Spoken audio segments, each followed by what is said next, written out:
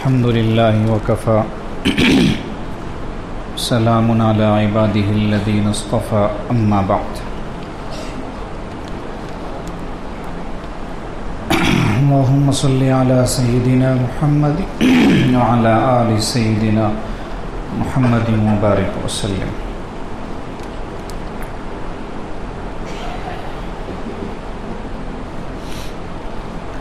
تصوف و سلوک کے عنوان پر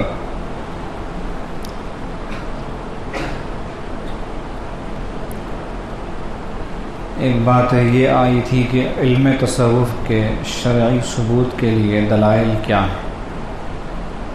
اس میں پہلی دلیل تھی کہ اللہ فرماتے ہیں وَذَرُوا ظَاهِرَ الْإِسْمِ وَبَاطِنَهُ، تم ظاہری اور باطنی، کھلے اور چھپے دونوں قسم کے گناہ چھوڑ دو۔ ظاہری گناہوں سے مراد انسان کے جسم کے اعضاء سے نکلنے والے گناہ، آنکھ کا گناہ ہے، زبان کا گناہ ہے، ہاتھ پیر کا گناہ ہے، اور باطنی گناہوں سے مراد دل کے گناہ ہیں۔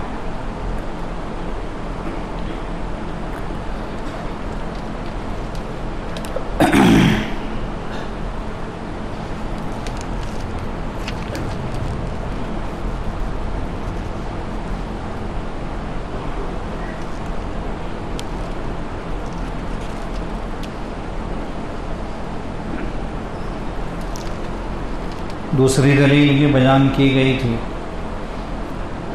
کہ ایک لمبی چوڑی حدیث ہے جس کو حدیث جبرائیل کے نام سے بھی یاد کیا جاتا ہے اور حدیث احسان کے نام سے بھی یاد کیا جاتا ہے۔ بخاری شریف میں دوسرے صفحے پر یہ حدیث موجود ہے۔ تفصیل ہے کہ جبرائیل علیہ السلام ایک اجنبی آدمی کی شکل میں نبی علیہ السلام کی خدمت میں حاضر ہوئے۔ اس وقت انہوں نے آپ علیہ السلام سے پوچھا تھا اسلام کیا ہے، آپ نے جواب دیا۔ پوچھا ایمان کیا ہے، آپ نے جواب دیا۔ پھر پوچھا کیا ہے، آپ نے جواب دیا۔ یہاں احسان سے مراد اخلاص ہے، جو تصوف و سلوک کا یوں سمجھیے کہ آخری سرا ہے۔ آدمی تصوف و سلوک کی محنت کرتے ہوئے جب آگے بڑھتا ہے تو سب سے آخر میں جا کر جو چیز اسے حاصل ہوتی ہے اس کو اخلاص کہتے ہیں۔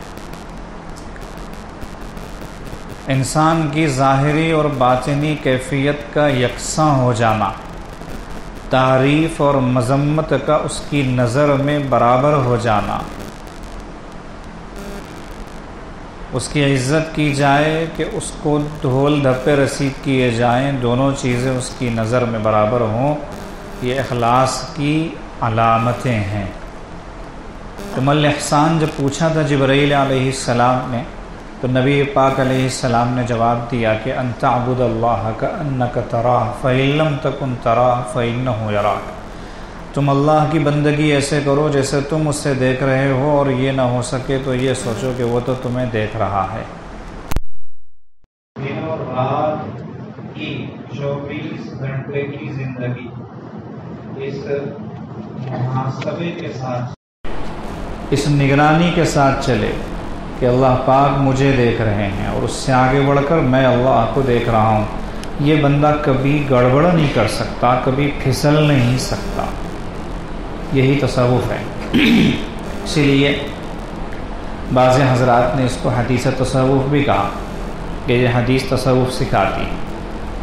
اہل علم کے لیے یہاں پر ایک بات ہے کہ مل اسلام سے جبرائیل علیہ السلام نے علم کا سوال کیا کہ علم کیا ہے، تو اسلام کو بتا کر نبی علیہ السلام نے یہ جواب دیا کہ اسلام جس کو تم علم کہتے ہو، یا علم جس کو تم اسلام کہتے ہو، ان تشہد ان لا الہ الا اللہ وان محمد رسول اللہ وتقیم الصلاۃ وتؤتی الزکاۃ وتصوم رمضان وتحج البیت ان استطعت الیہ سبیلا۔ یہ الفاظ ہیں حدیث کے کہ کلمے کی گواہی دینا، نماز قائم کرنا، زکوٰۃ ادا کرنا، رمضان المبارک کے روزے رکھنا اور بیت اللہ کا حج کرنا، یہ تو علم ہو گیا، اوپر کی چیز ہو گئی گویا۔ اب عمل کیا ہے؟ عمل ایمان۔ اسلام ظاہری چیزوں کا نام ہے، ایمان باطنی چیزوں کا نام ہے۔ اسلام ہے یا نہیں ظاہر سے پتہ چلتا ہے، ایمان ہے کہ نہیں باطن سے پتہ چلتا ہے۔ نبی علیہ السلام نے جتنی اخلاقی باتیں بتائی ہیں وہاں پر ایمان کا تذکرہ کیا، اور جتنی ظاہری باتیں بتائی ہیں وہاں پر اسلام کا تذکرہ کیا۔ اسی لیے جب دیہاتی نبی علیہ السلام کی خدمت میں آ کر کہنے لگے کہ ہم ایمان لائے ہیں آپ پر، تو وہی نازل ہو گئی تھی کہ محبوب آپ ان سے کہیے کہ لم تؤمنو، تم ایمان نہیں لائے، بلکہ تم کہو کہ اسلمنا، ہم نے اسلام قبول کیا ہے۔ ولما يدخل الایمان فی قلوبکم، اب یہ فرق کیا ہو گیا کہ لوگ کہہ رہے ہیں کہ ہم ایمان لائے، اور نبی علیہ السلام کو حکم ہو رہا ہے کہ محبوب آپ ان سے کہیے کہ تم ایمان نہیں اسلام لائے۔ اللہ نے خود ہی وضاحت کر دی کہ ایمان ابھی تمہارے دل میں آیا نہیں، دل میں آئے گا نا تب کہنا کہ آمنا۔ ہم میں سے بہت سارے اسلمنا والے ہیں کہ ہم نے تو اسلام قبول کیا، ایمان کی حقیقت ابھی ہمارے دل میں نہیں آئی۔ نبی علیہ السلام کی سنت چہرے پر سجانا، اس کی توفیق نہیں ہو رہی ہے، اور وہ کہتا میں داڑھی بنا رہا ہوں جبکہ وہ چہرہ بگاڑ رہا ہے۔ یہی بات ہے، یدخل الایمان فی قلوبکم، ابھی ایمان دل میں نہیں آیا۔ ابھی ہم کو کہنا چاہیے اسلمنا۔ ٹخنوں سے نیچے تہبند باندھنے میں، شلوار پاجامہ پہننے میں شرم محسوس ہوتی ہے کہ لوگ کیا کہیں گے، ویسے تو حکم ہے کہ اسلم نہ کہو، آمن نہ نہیں کہہ سکتے۔ تو ایمان عمل کا نام ہے، تو پھر نبی علیہ السلام نے عمل سکھایا، ان تؤمن باللہ وملائکتہ وکتبہ ورسلہ والیوم الآخر والقدر خیرہ وشرہ من اللہ تعالی والبعث بعد الموت۔ یہ ہے ایمان مفصل۔ نبی علیہ السلام نے فرمایا یہ چیزیں اگر تمہارے اندر آئیں گی تو پھر ایمان آیا۔ تو علم اسلام اور عمل ایمان، اور تیسری چیز ہے اخلاص۔ مل احسان سے اخلاص بتایا گیا۔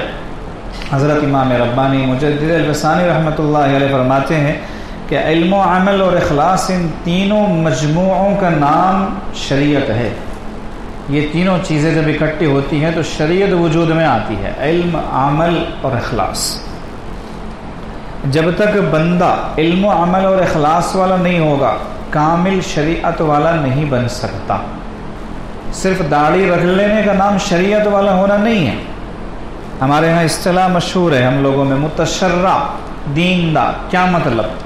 ظاہری نماز روزے کا پابند ہے، داڑھی بھی رکھ لیتا ہے، لباس بھی اسلامی ہے، متشرع نہیں۔ متشرع تو اخلاص بھی چاہیے، تب جا کے متشرع ہوگا۔ تو شریعت مکمل ہوتی ہے ان تین اجزاء کے مکمل ہونے کے بعد، علم، عمل، اخلاص۔ اب آگے حضرت شیخ الحدیث مولانا زکریا صاحب نور اللہ مقدہ کی بات سنیں۔ حضرت فرماتے ہیں کہ علم مل جائے گا مدارس سے، علماء کرام کی صحبتوں سے، کتابوں سے، اور عمل مل جائے گا ماحول سے، لیکن اخلاص کے بارے میں فرمایا کہ اخلاص کسی کی جوتیاں سیدھی کیے بغیر نہیں آتا۔ یعنی جب تک مشائخ کی خدمت میں جائیں گے نہیں، ان کی صحبتوں میں رہیں گے نہیں، ان کی ڈانٹیں ڈپٹیں سنیں گے نہیں، اور ان سے اپنی تربیت کروائیں گے نہیں، اخلاص ہمیں چھو کر بھی نہیں گزرے گا۔ اور جب تک یہ اخلاص نہیں آیا تب تک شریعت ہی ہمارے پاس نہیں آئی۔ اسی شریعت کو مکمل کرنے کے لیے طریقت کا دروازہ کھٹکھٹایا جاتا ہے، یعنی تصوف و سلوک کی دنیا میں داخلہ لیا جاتا ہے۔ کسی سے بیعت ہوتے ہیں، کسی کے ہاتھ میں ہاتھ دیتے ہیں کہ صاحب آپ ہمیں کامل شریعت والا بنا دیجئے۔ تو اسی لیے مشائخ نے فرمایا طریقت کی حیثیت خادمہ کی ہے، یعنی تصوف و سلوک خدمت کرنے والا ہے۔ کیا خدمت کرنے والا ہے؟ شریعت تک لے جانے والا ہے۔ اصل تو شریعت ہے، بنیاد شریعت ہے۔ شریعت نہ ہو تو کچھ بھی نہیں۔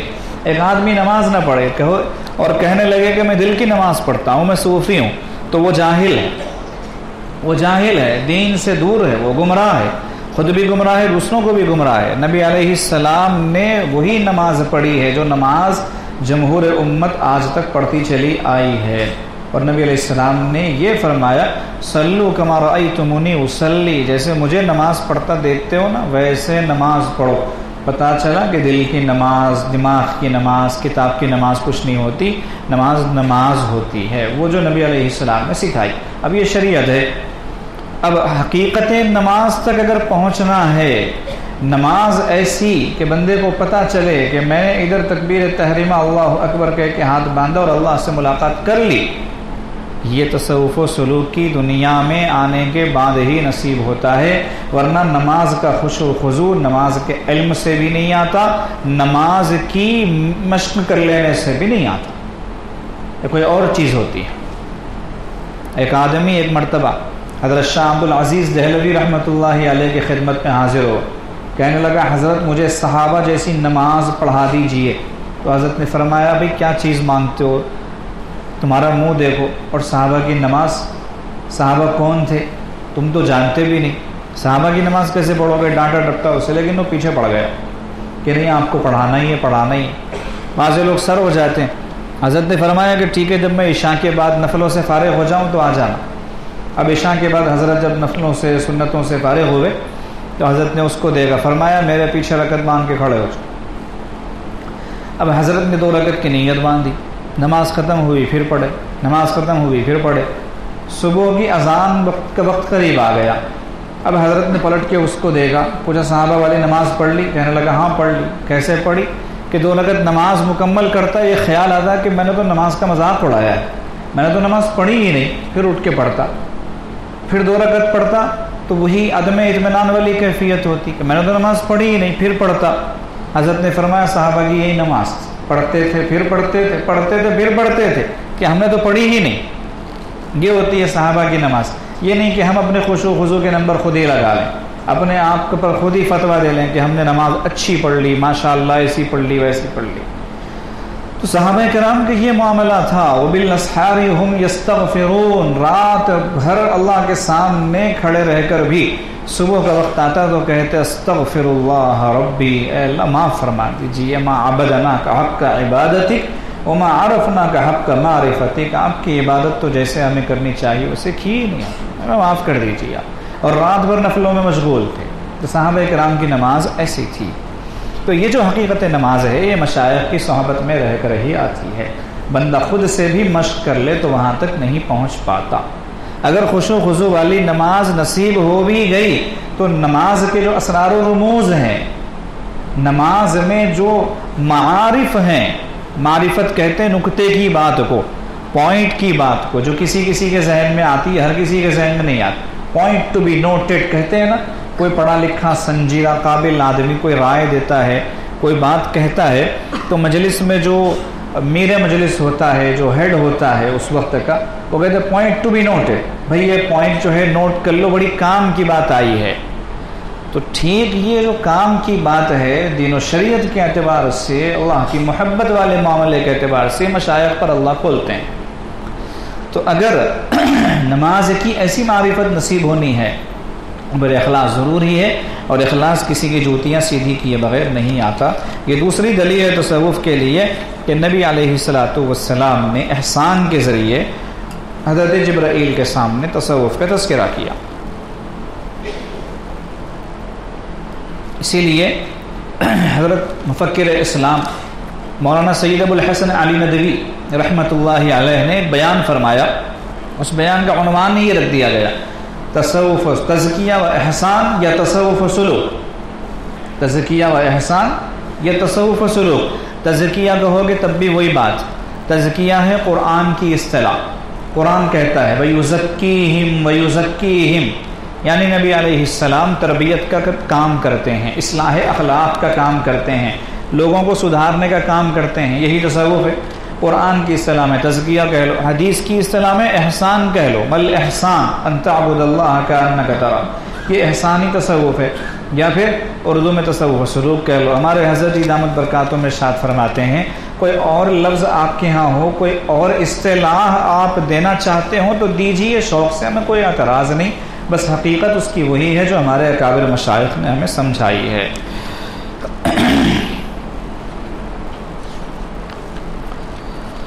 تیسری دلیل ہے،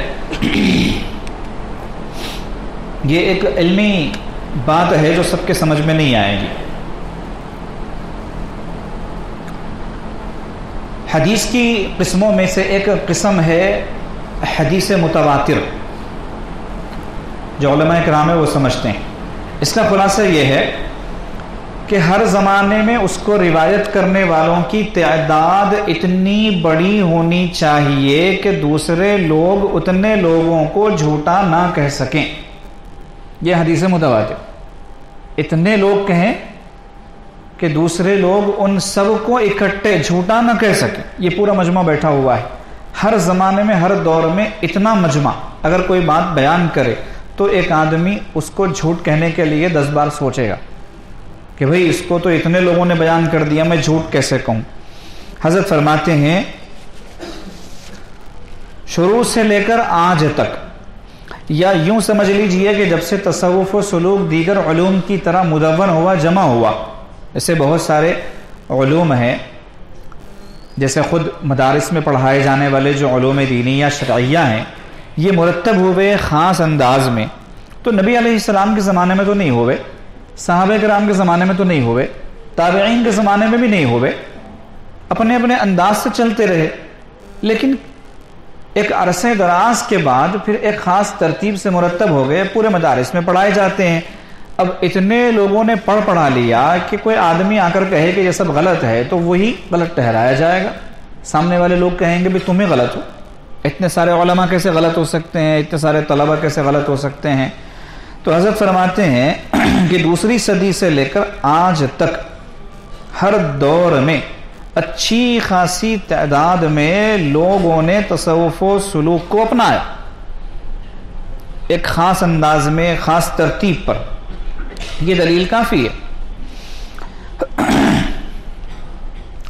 چنانچہ حضرت شاہ ولی اللہ محدث دہلوی رحمۃ اللہ علیہ فرماتے ہیں صحبتنا و تعلمنا آداب الطریقۃ والسلوک متصلۃ الی رسول اللہ صلی اللہ علیہ وسلم بسند الصحیح المستفیض المتصل، کہ ہماری صحبت اور ہماری تعلیم جس کا تعلق تصوف و سلوک سے ہے، علم قرآن و سنت سے نہیں، تصوف و سلوک سے ہے، یہ نبی علیہ السلام تک سند متصل سے منسلک ہے.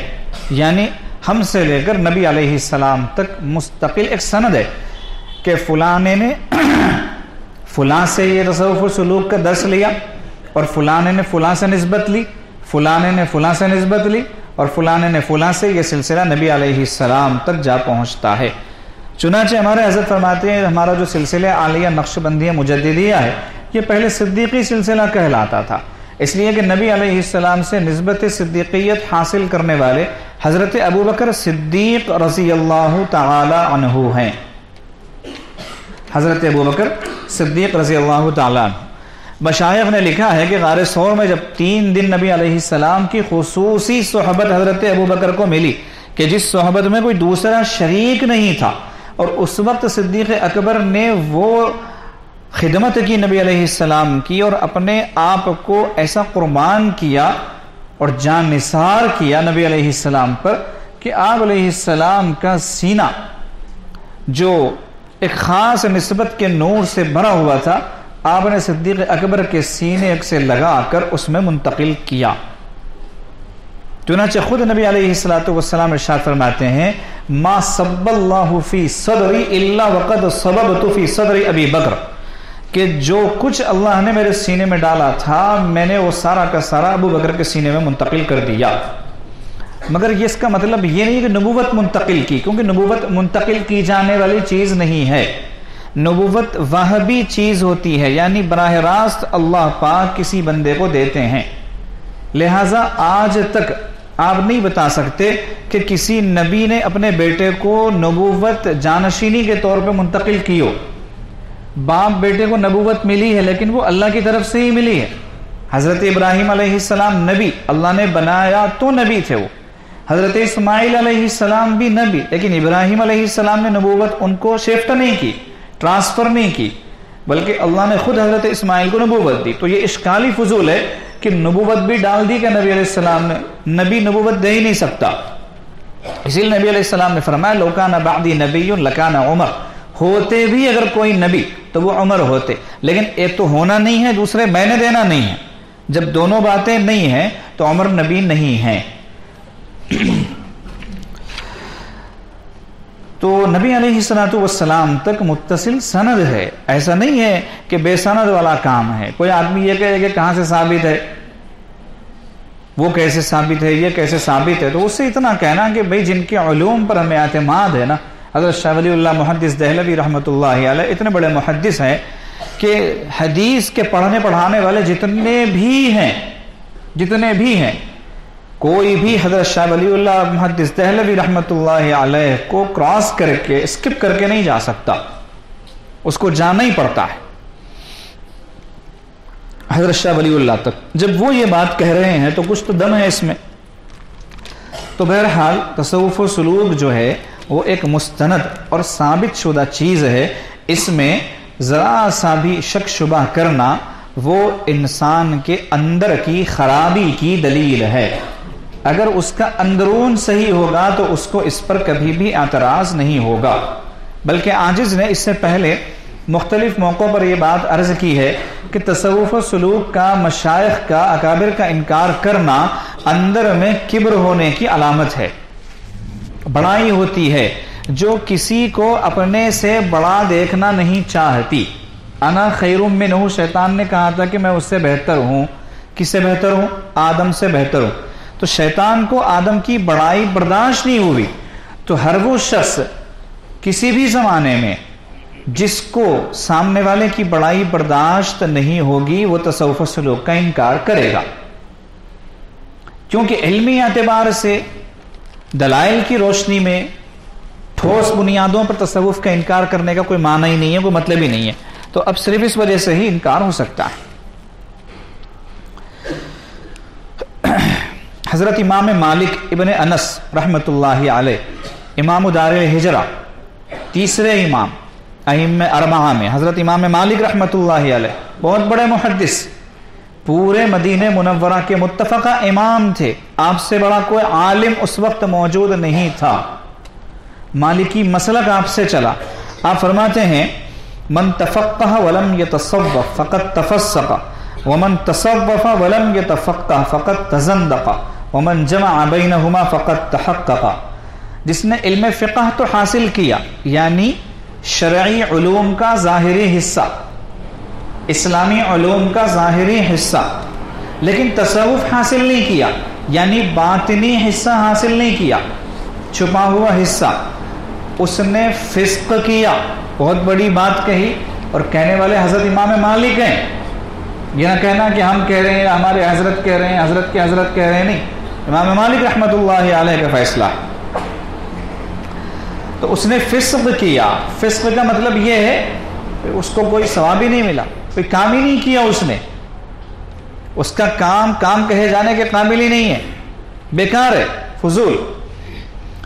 اور جس نے علم تصوف تو حاصل کیا مگر علم فقہ حاصل نہیں کیا، دین کا ظاہری جو حصہ ہے، علوم شرعیہ، علوم ظاہرہ، وہ حاصل نہیں کیا، جیسے نماز کے فرائض ہیں، غسل کے فرائض ہیں، وضو کے فرائض ہیں، روزہ کیا چیز ہے، فلاں کیا چیز ہے، یہ جو ظاہری علوم ہے انہیں حاصل نہیں کیا، اور تصوف میں بہت بڑے باتیں کر رہا ہے اور بڑی بڑی شیخیاں بگار رہا ہے۔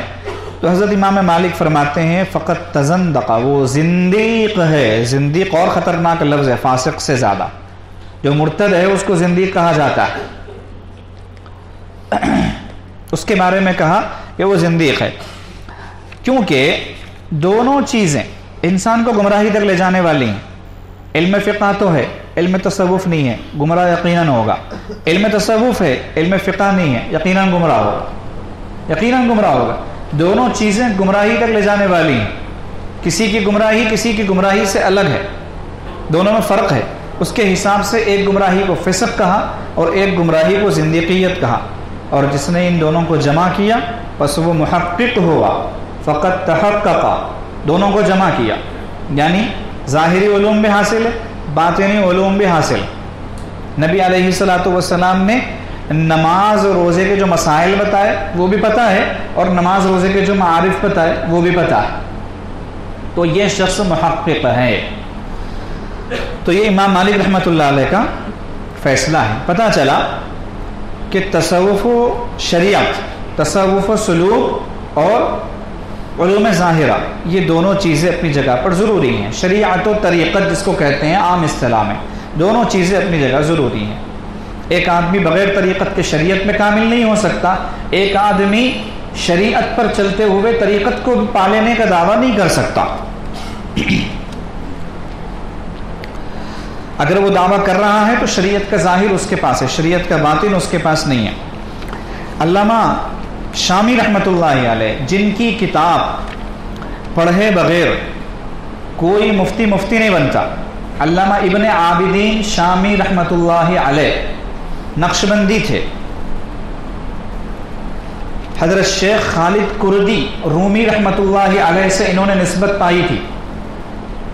ان کی کتاب پڑھے بغیر کوئی مفتی نہیں بنتا. وہ فیصلہ دیتے ہیں الطریقۃ والشریعۃ متلازمتان، طریقت و شریعت دونوں لازم و ملزوم ہیں. یہ ہو تو اس کا ہونا ضروری ہے، وہ ہو تو اس کا ہونا ضروری ہے، دونوں الگ الگ نہیں ہو سکتے. جیسے میاں اسی کو کہتے ہیں جس کی کوئی بیوی بھی ہو، بیوی اسی کو کہیں گے جس کا کوئی میاں ہو. تو دونوں جیسے لازم ملزوم، ایسے ہی شریعت و طریقت لازم ملزوم. اگر کوئی آدمی بولے کہ میں شریعت پر تو بہت زیادہ عمل کرتا ہوں، طریقت کو بالکل نہیں مانتا، تو وہ ایسے ہی ہے جو میاں تو کہلائے لیکن اس کی کوئی بیوی نہ ہو.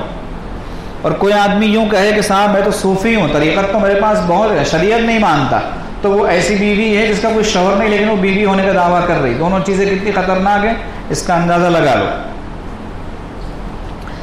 اکبر الہ آبادی مرحوم یہ اہل اللہ کے تربیت یافتہ صحبت یافتہ لوگ تھے. انہوں نے پڑھے لکھوں کو سمجھایا راز کی باتیں، نکتے کی باتیں، ایسی باتیں جو ایک عام آدمی نہیں سمجھ سکتا. ان عامیوں نے، کیونکہ اکبر الہ آبادی مرحوم باقاعدہ عالم دین نہیں تھے، لیکن انہوں نے بہت آسان اشعار میں جو ہے شریعت طریقت کو سمجھایا ہے. وہ اگر سمجھ میں آ جائے تو انشاءاللہ تصوف و سلوک کیوں ضروری ہے، کتنا ضروری ہے، یہ بات سمجھ میں آ جائے گی. چنانچہ کہتے ہیں سنو دو ہی لفظوں میں مجھ سے یہ راز، سنو دو ہی لفظوں میں مجھ سے یہ راز، شریعت وضو ہے طریقت نماز. شریعت در محفل مصطفیٰ صلی اللہ علیہ وسلم، طریقت عروج دل مصطفیٰ. شریعت در محفل مصطفیٰ، طریقت عروج دل مصطفیٰ. نبی علیہ السلام کے دروازے پہ جانا ہو وہ شریعت ہے، اور نبی علیہ السلام کے دل کا جو عروج ہے، جو حال ہے باطن کا، وہ طریقت ہے. شریعت میں ہے صورت فتح بدر، شریعت میں ہے صورت فتح بدر. طریقت میں ہے معنی شق صدر.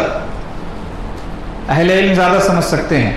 شریعت میں ہے قیل و قال حبیب صلی اللہ علیہ وسلم، قال رسول اللہ صلی اللہ علیہ وسلم الصلاۃ عماد الدین. یہ جو ہم کہتے ہیں نا قیل و قال، نبی علیہ السلام نے یوں فرمایا یوں فرمایا، یہ شریعت ہے. شریعت میں ہے قیل و قال حبیب صلی اللہ علیہ وسلم. طریقت میں حسن و جمال حبیب صلی اللہ علیہ وسلم. وہ چیز ہم بغیر طریقت کے نہیں سمجھ سکتے. نبوت کے اندر ہیں دونوں ہی رنگ، نبوت کے اندر دونوں رنگ ہیں، طریقت بھی ہے شریعت بھی ہے. کہتے ہیں نبوت کے اندر ہیں دونوں ہی رنگ، عبث ہے یہ صوفی و ملا کی جنگ. جو لڑتے بیٹھتے ہیں نا تصوف نہیں ہے، ایک کہتا تصوف ہے، ایک کہتا تصوف نہیں ہے، تو کہہ رہے ہیں یہ بیکار جنگ ہے ان لوگوں کی. نبوت اگر ہے تو اس میں شریعت بھی ہے، اس میں طریقت بھی ہے.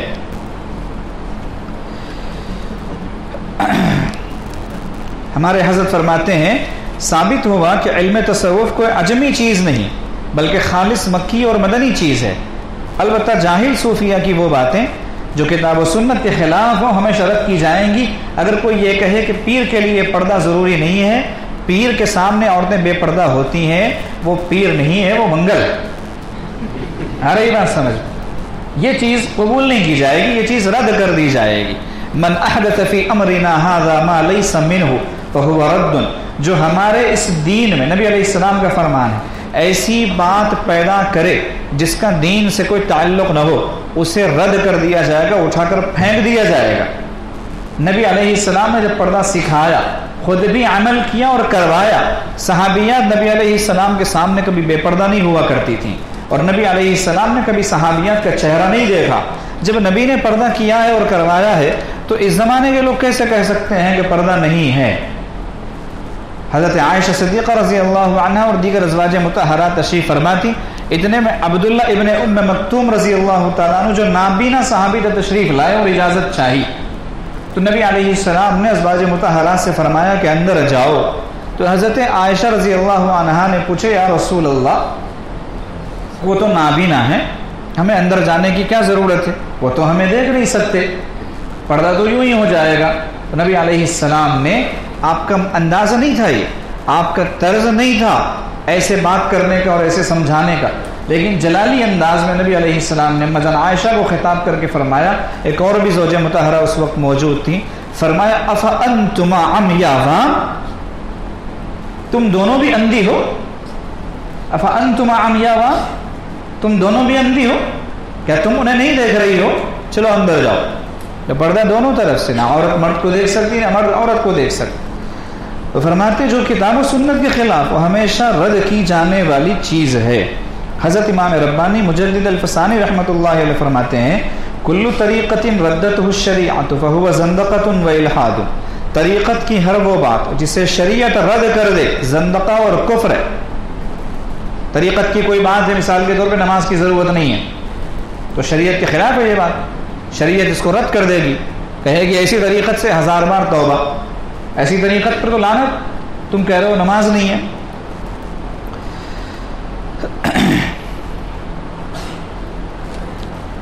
حضرت حاجی امداد اللہ مہاجر مکی رحمۃ اللہ علیہ فرماتے ہیں حضرت کا لقب سید الطائفہ ہے، اہل سنت والجماعت کے جتنے علماء کرام ہیں ان سب کی لڑی حضرت حاجی صاحب سے ملتی، علماء دیوبند کہا جائے اور حاجی صاحب سر خیل نہ ہو، امام نہ ہو، یہ ہو نہیں سکتا، اس لیے سید الطائفہ کہتے ہیں۔ فرماتے ہیں کہ بعض جہالہ جو کہہ دیتے ہیں کہ شریعت اور ہے طریقت اور ہے، محض ان کی کم فہمی ہے، محض ان کی کم فہمی ہے۔ یہ جو بار بار بات آ رہی ہے نا کہ شریعت اور ہے طریقت اور ہے، شیطان گمراہ کر دیتا ہے۔ جب صحبت شیخ کامل کی نہ ملے تو آدمی تصوف کے راستے سے بھی گمراہ ہو جاتا ہے، یا شیخ کامل اس کو بلکہ کوئی بھی شیخ نہ ملے اور وہ خود ساختہ ذاکر بن جائے، صوفی بن جائے۔ خود ساختہ ذاکر مطلب اپنے سے ذکر کی تعداد طے کر کے ذکر کر رہا، اپنے سے طے کر کے خود ہی نفلیں پڑھ رہا، اپنے سے طے کر کے خود ہی تصوف و سلوک کا راستہ جو ہے بنا کر اس پر چل رہا ہے۔ جیسے وہ عابد کا قصہ ہے، نماز معاف ہونے کی بشارت دیا، شیطان آ کر کہنے لگا اللہ تم سے اتنے خوش ہوئے کہ نماز معاف، اور اسی انعام میں تمہیں معراج بلایا، نماز معاف ہو گئی اور اس انعام میں معراج، اور نبی کو نماز دینے کے لیے معراج بلایا گیا تھا۔ پھر اس کے بعد گدھے پہ بٹھایا اور چہرے پر سیاہی تھوپی اور پورے شہر میں دورہ کروایا اور کہنے لگا تم آگے ہو اب عرش پر اتر جاؤ۔ تو جہاں اترا تھا وہ کون سی جگہ تھی؟ کچرے کا ڈھیر تھا۔ تو شیطان اس طرح پٹی بنا کے گمراہ کر سکتا ہے علم نہ ہو تو، اسی لیے ہمارے حضرت ارشاد فرماتے ہیں کہ صوفی بنو تو ساتھ میں مولوی بھی بنو، علم بھی حاصل کرو، اور علم ہو تو تصوف کی طرف بھی تشریف لے آؤ، کہ ایک کا دوسرے کے بغیر وجود ناقص ہے۔ اسی لیے ہمارے حضرت فرماتے ہیں جو سچا عالم ہوگا وہ مشائخ کا قدردان ہوگا، اور جو سچا صوفی ہوگا وہ علماء کا قدردان ہوگا۔ اگر دونوں جگہوں میں کہیں جھول ہے تو سمجھو یا تو علم میں جھول ہے یا تصوف میں جھول ہے۔ دونوں میں اگر کمال ہو تو یہ ہو نہیں سکتا کہ دونوں ایک دوسرے کے قدردان نہ ہوں۔ آ رہی بات سمجھ میں؟ حضرت شیخ عبد القادر جیلانی رحمۃ اللہ علیہ ایک مرتبہ مراقبے میں بیٹھے ہوئے تھے کہ ایک روشنی ظاہر ہوئی، فوراً آواز آئی کہ اے عبد القادر۔ کیا کہا اس نے پہلی دفعہ؟ لوگ سو کر بھی سن رہے ہیں، عمران کو جگاؤ۔ افسوس ہے کیوں اتنی نیند آ جاتی ہے، عجیب بات ہے۔ کچھ چبایا کرو، لونگ وغیرہ میں رکھ لیا کرو، نیند آنے پر چبایا کرو۔ کیسے نیند آ رہی ہے لوگوں کو؟ ہمارے یہاں تو یہی ترتیب ہے بھائی، رات میں معراج ہوا کرتی ہے، معراج کا وقت ہی رات میں ہوتا ہے، دن میں کسی کو معراج نہیں ہوتی۔ آ رہی بات سمجھ؟ معراج چاہیے تو رات میں جاؤ۔ معراج کیا ہے؟ اللہ کی محبت میں آگے بڑھنا، اللہ کا تعلق جو ہے وہ دل میں پیوست ہو جانا، اللہ کی معرفت نصیب ہونا، یہی معراج ہے ایک مومن کی، اور کیا ہو سکتی ہے؟ تو وہ تو رات میں ہی ملے گی نا، دن میں تو نہیں ملے گی، تو کیوں سو رہے ہو؟ تو کہنے لگا عبد القادر میں نے تم پر سے نماز کو معاف کر دیا ہے، میں تمہاری عبادت سے اتنا خوش ہوا ہوں کہ نماز معاف کر دیا ہوں۔ جیسے ہی اس نے یہ کہا حضرت غوث اعظم رحمۃ اللہ علیہ نے فوراً لا حول ولا قوت الا باللہ زور سے پڑھا، اعوذ باللہ من الشیطان الرجیم پڑھا، اور کہا مردود نکل جائے یہاں سے، امام الانبیاء پر سے نماز معاف نہیں ہوئی تو مجھ پر سے کیا معاف ہوگی؟ میں تو ایک امتی ہوں، وہ تو نبی ہیں، امام الانبیاء ہیں۔ تو وہ ایک دم سے روشنی غائب ہو گئی، جیسے کچھ تھا ہی نہیں۔ پھر حضرت مراقبے میں مشغول ہو گئے، پھر تھوڑی دیر بعد پھر وہی روشنی ظاہر ہوئی اور آواز آئی، عبد القادر تمہیں تمہارے علم نے بچا لیا، تمہیں تمہارے علم نے بچا لیا۔ حضرت نے پھر زور سے ایک مرتبہ اور لا حول پڑھی اور اعوذ باللہ پڑھا، کہا مردود نکل جائے یہاں سے، مجھے میرے علم نے نہیں اللہ کے فضل نے بچایا۔ ولولا فضل اللہ علیکم ورحمتہ ما زکا منکم من احد ابدا ولکن اللہ یزکی من یشاء۔ اللہ کا اگر فضل نہ ہوتا، اس کی رحمت نہ ہوتی تو تم میں سے کوئی پاک نہیں ہوتا۔ اللہ کا فضل ہے جس نے مجھے بچایا۔ حضرات علماء کرام مشائخین اعظام فرماتے ہیں شیطان کا یہ دوسرا حملہ تھا، شیطان کا یہ جو دوسرا حملہ تھا پہلے حملے سے زیادہ خطرناک تھا، پہلے حملے سے زیادہ خطرناک تھا کہ وہاں تک نظر جانا کہ میرے علم نے نہیں بچایا، اللہ کے فضل نے بچایا، یہ کسی شیخ کامل کی صحبت کی برکت ہی کی وجہ سے نصیب ہوا تھا۔ اگر صرف عالم دین ہوتے تو پہلے حملے سے یقیناً بچ جاتے، لیکن دوسرے حملے سے نہیں بچ پاتے، کہ اس طرف ذہن جانا کسی کی جوتیاں سیدھی کیے بغیر نصیب نہیں ہوتا۔ حضرت غوث اعظم رحمۃ اللہ علیہ کو یہ نعمت ان کے شیخ کی برکت سے ملی تھی کہ انہوں نے شیطان کے دوسرے حملے کا بھی رد کر دیا، کہ میرے علم نے نہیں اللہ کے فضل نے بچایا۔ تو حضرت فرماتے شریعت اور ہے، طریقت اور ہے، محض ان کی کم فہمی ہے۔ طریقت بے شریعت خدا کے گھر مقبول نہیں، یعنی اللہ قبول نہیں کرتے۔ صفائی قلب کفار کو بھی حاصل ہوتی ہے، قلب کی صفائی جو کہتے ہیں نا وہ کافروں کو بھی حاصل ہو جاتی ہے۔ اس کی مثال دیتے ہیں، قلب کا حال مثل آئینے کے ہے، جیسے آئینہ ہوتا ہے مرر، ویسا ہوتا ہے قلب۔ آئینہ زنگ آلودہ ہے تو پیشاب سے بھی صاف ہو جاتا ہے۔ آئینے پہ زنگ لگا کر، زنگ کا مطلب سمجھتے ہیں؟ زنگ کو اگر صاف کرنا ہو آئینے کے زنگ کو تو پیشاب سے بھی صاف ہو جاتا ہے، گلاب سے بھی صاف ہو جاتا ہے، دونوں چیزوں سے صاف ہوتا ہے۔ لیکن فرق کیا ہے؟ فرق یہ ہے کہ پیشاب نجاست ہے اور گلاب طہارت ہے۔ گلاب میں پاکی ہے، صفائی ہے، پیشاب میں نجاست ہے۔ ولی اللہ کو پہچاننے کے لیے اتباع سنت کسوٹی ہے۔ اللہ کا ولی ہے، پہچاننا ہے تو دیکھو سنت کی اتباع کتنی کرتا ہے۔ ایک بزرگ ہمارے یہاں تشریف لایا کرتے تھے، بار بار سناتے تھے کہ ایک صاحبزادے کے بارے میں پتہ چلا کہ ایک بہت بڑے بزرگ کے بیٹے ہیں اور بہت قابل ہیں۔ تو نسبت والوں کا جو ہے معاملہ یہ ہوتا ہے کہ وہ نسبتوں کا احترام بہت کرتے ہیں۔ ہم نے سنا بہت اور حضرت کی زندگی میں دیکھا بہت نسبتوں کا احترام۔ تو جیسے ہی ان بزرگ کو پتہ چلا کہ ایک اللہ والے کے بیٹے ہیں اور بہت بڑے اللہ والے کے فلاں ہیں تو ان سے ملنے کے لیے چل پڑے، ان سے ملنے کے لیے چل پڑے۔ ایک بزرگ سنایا کرتے تھے، جب ان کے پاس پہنچے تو نماز کا وقت ہو گیا، وہ بھی مسجد میں تھے یہ بھی مسجد میں، تو نظر پڑی ان بزرگ کی کہ وہ صاحبزادے سجدہ کر رہے ہیں اور ہاتھ ان کے ٹیکے ہوئے ہیں کوہنیوں سمیت، سجدے میں ہاتھ ٹیکے ہوئے ہیں کوہنیوں سمیت، ایسے بچھے ہوئے مل کر۔ اور سنت یہ ہے کہ ہاتھوں کو بچھایا نہ جائے، سجدے میں کھڑا کیا جائے کہ بغل اور ہاتھ کے درمیان میں اتنا فاصلہ ہو کہ بلی کا بچہ چلا جائے۔ حدیث مبارکہ میں مضمون ملتا ہے۔ پھیلانا بھی نہیں چاہیے ایسے، بلکہ اس کو طریقے سے رکھیں، لیکن اٹھے ہوئے ہونے چاہیے، بچھے ہوئے نہیں۔ تو ان کے بچھے ہوئے تھے، تو ان بزرگ نے فرمایا کہ کون سے بزرگ ہیں بھائی، سنت کے مطابق سجدہ نہیں کرتے، کون سے بزرگ ہیں، بغیر ملے چلے گئے، بغیر ملے چلے گئے۔ اسی کو فرما رہے کہ ولی کو پہچاننے کے لیے اتباع سنت کسوٹی ہے، سنت کی اتباع ہے تو ولی ہے۔ اور ولی کی پہچان، جیسے نبی کی ایک پہچان ہوتی ہے کہ اس کی موجودگی میں خلاف شریعت کوئی کام ہو برداشت نہیں کر سکتا۔ جیسے موسیٰ علیہ السلام کا خضر علیہ السلام سے معاہدہ ہو گیا تھا، اگریمنٹ ہوا تھا کہ آپ کچھ نہیں بولیں گے، میں جیسے کروں گا بس ویسے دیکھیں گے اور سنیں گے۔ لیکن اس کے باوجود موسیٰ علیہ السلام ہر مرتبہ ٹوکتے رہے، یہ ایسے کیوں کیا، ایسے کیوں کیا، ایسے کیوں کیا، اور ہر مرتبہ معافی بھی مانگتے رہے۔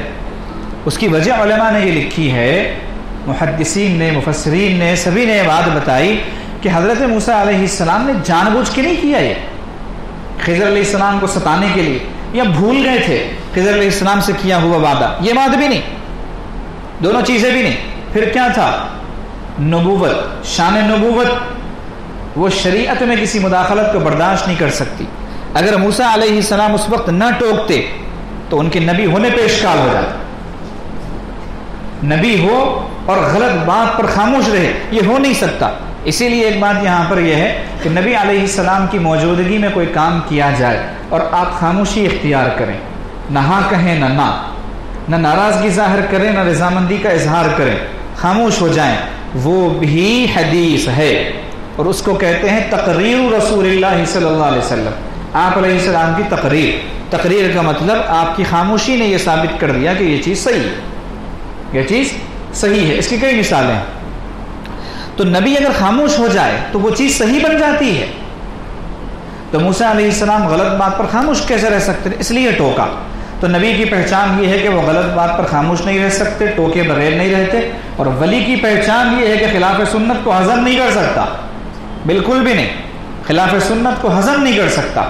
ہاں انداز الگ الگ ہوتا ہے، کسی کا جلالی کسی کا جمالی، لیکن خلاف سنت پہ ٹوکے بغیر نہیں رہ سکتا. جیسے ہر صحابی ولی ہے، ہر صحابی ولی ہے. حضرت حذیفہ بن یمان رضی اللہ تعالیٰ عنہ شاہ کسریٰ کے دستر پر تشریف فرما ہے. لقمہ ہاتھ سے چھوٹ کر گر گیا تو اسے اٹھا کے صاف کر کے کھا لیا. کسی نے ٹھمکا لگایا کہ آپ نے کیسے کھا لیا، کہاں بیٹھے ہوئے، کچھ تو خیال کریں. تو کڑک کر جواب دیا، اترک سنت حبیبی ہؤلاء الحمقاء، ان بیوقوفوں کے لیے، نالائقوں کے لیے میں اپنے حبیب کی سنت چھوڑ دوں؟ یہ کیسے ہو سکتا ہے؟ میرے حبیب نے سکھایا ہے لقمہ ہاتھ سے گر جائے تو اٹھا کے صاف کر کے کھا لو. تو ہر صحابی ولی ہوتا ہے. ولی کی یہ شان ہے کہ خلاف سنت کو برداشت نہیں کر سکتا، کسی بڑے کو دیکھ کے سنت کو چھوڑ نہیں سکتا، کسی افسر کے کہنے پر سنت سے منہ نہیں موڑ سکتا. کہ دفتر میں کسی نے کہہ دیا آپ داڑھی صاف کر دی، کسی نے کچھ کہہ دیا تو ٹخنے جھاڑ لیے، کسی نے کچھ کہہ دیا تو فلاں سنت چھوڑ دی. یہ ولی نہیں کر سکتا، ولی کی شان کے خلاف ہے. اسی کو حضرت حاجی صاحب رحمۃ اللہ علیہ ارشاد فرماتے ہیں، ولی اللہ کو پہچاننے کے لیے اتباع سنت کسوٹی ہے، یعنی معیار ہے. جو متبع سنت ہے وہ اللہ کا دوست ہے، اور اگر مبتدع ہے تو محض بےہودہ ہے. مبتدع ہے تو محض بےہودہ ہے. یہ کون فرما رہے؟ حضرت حاجی امداد اللہ صاحب مہاجر مکی رحمۃ اللہ علیہ. مبتدع کا مطلب یعنی جو خلاف سنت زندگی گزارے، وہ خلاف سنت پر دوسروں کو چلوائے. خرق عادات تو دجال سے بھی ہوں گے. آخری جملہ سب سے زیادہ اہم اور خطرناک. خرق عادات کا مطلب یہ ہے کہ ایسا کام کر دینا جو عام لوگ نہیں کر سکتے. جیسے ہم میں جتنے بیٹھے ہوئے ہیں وہ کام نہ کر سکیں، سامنے کوئی ایک بندہ کر دے تو یہ ولایت کی نشانی نہیں ہے. وہ تو دجال بھی کرے گا، بارش برسا دے گا، دوسرے لوگ نہیں برسا پائیں گے. کسی کو قتل کر کے دوبارہ زندہ کر دے گا، دوسرے لوگ نہیں کر پائیں گے. زمین سونا اگل دے گی، دوسرے لوگ نہیں کر پائیں گے. منجر زمین کھیتی اگا دے گی، دوسرے لوگ نہیں کر پائیں گے. تو کیا دجال ولی اللہ ہے؟ تو مردود ہے، وہ تو ملعون ہے، وہ تو شیطان اکبر ہے. دجال کی تو ایسی ایسی وعیدیں، ایسی باتیں نبی علیہ السلام نے سنائی ہیں کہ ہر صحابی نے دجال سے پناہ مانگی، ہر زمانے کے اولیاء نے دجال سے پناہ مانگی. تو خرق عادات تو دجال سے بھی ہوں گے. اصل چیز کیا ہے؟ اتباع سنت، اتباع سنت. اسی لیے حضرت فرماتے ہیں سالک کو چاہیے کہ علم تصوف ان حضرات سے سیکھے جن کا علم و عمل و قال و حال کتاب و سنت کے عین مطابق ہو. دوسری بات تھی تصوف کیا ہے. اس میں مختلف اکابر کے مختلف ملفوظات نقل کیے گئے تھے. حضرت جنید بغدادی رحمۃ اللہ علیہ فرماتے ہیں تصوف یہ ہے کہ مخلوق سے منہ موڑ لو، اللہ سے رشتہ جوڑ لو. وَاذْكُرِ اسْمَ رَبِّكَ وَتَبَتَّلْ إِلَيْهِ تَبْتِيلًا. خلاصہ اللہ سے رشتہ جوڑو، مخلوق سے کٹ جاؤ. حضرت جنید بغدادی رحمۃ اللہ علیہ فرماتے ہیں. ایک بزرگ فرماتے ہیں تصوف نام ہے ہر قسم کے اچھے اخلاق کے اندر داخل ہونے کا اور ہر قسم کے کمینے اخلاق کے باہر نکل جانے کا. اگر برے اخلاق سے انسان خالی ہو گیا، اچھے اخلاق والا ہو گیا تو صوفی ہے. ورنہ کتنے لوگ ہیں جو برے اخلاق کے ساتھ صوفی ہیں، وہ صوفی نہیں ہے، وہ کوفی ہیں. کوفی کا مطلب کیا؟ یعنی بغاوت کرنے والے. بغاوت کی تھی نا ان لوگوں نے حضرت حسین رضی اللہ عنہ کے ساتھ، لیکن سارے لوگ نہیں، جنہوں نے کی تھی ان کی طرف اشارہ ہے. صوفی کے وزن پہ ہم نے جوڑ دیا. الٹا نہ سنو، نیند میں سنو گے تو مسئلہ پیدا کرو گے ہمارے لیے. تو تصوف نام ہے اچھے اخلاق کے اندر آنے کا اور برے اخلاق کے باہر نکل جانے کا. ایک اور بزرگ فرماتے ہیں تصوف اچھے اخلاق کا دوسرا نام ہے. جو اچھے اخلاق میں تم سے زیادہ، وہ تصوف میں تم سے زیادہ. آ رہی بات سمجھ میں؟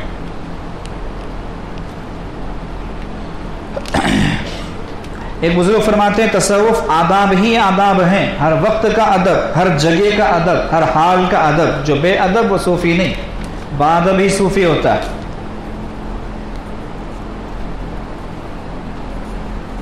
حضرت اقدس تھانوی رحمۃ اللہ علیہ فرماتے ہیں تصوف اپنے کو مٹا دینے کا نام ہے، یہ اعلیٰ درجے کا خلق ہے، انسان اپنے کو مٹا دے۔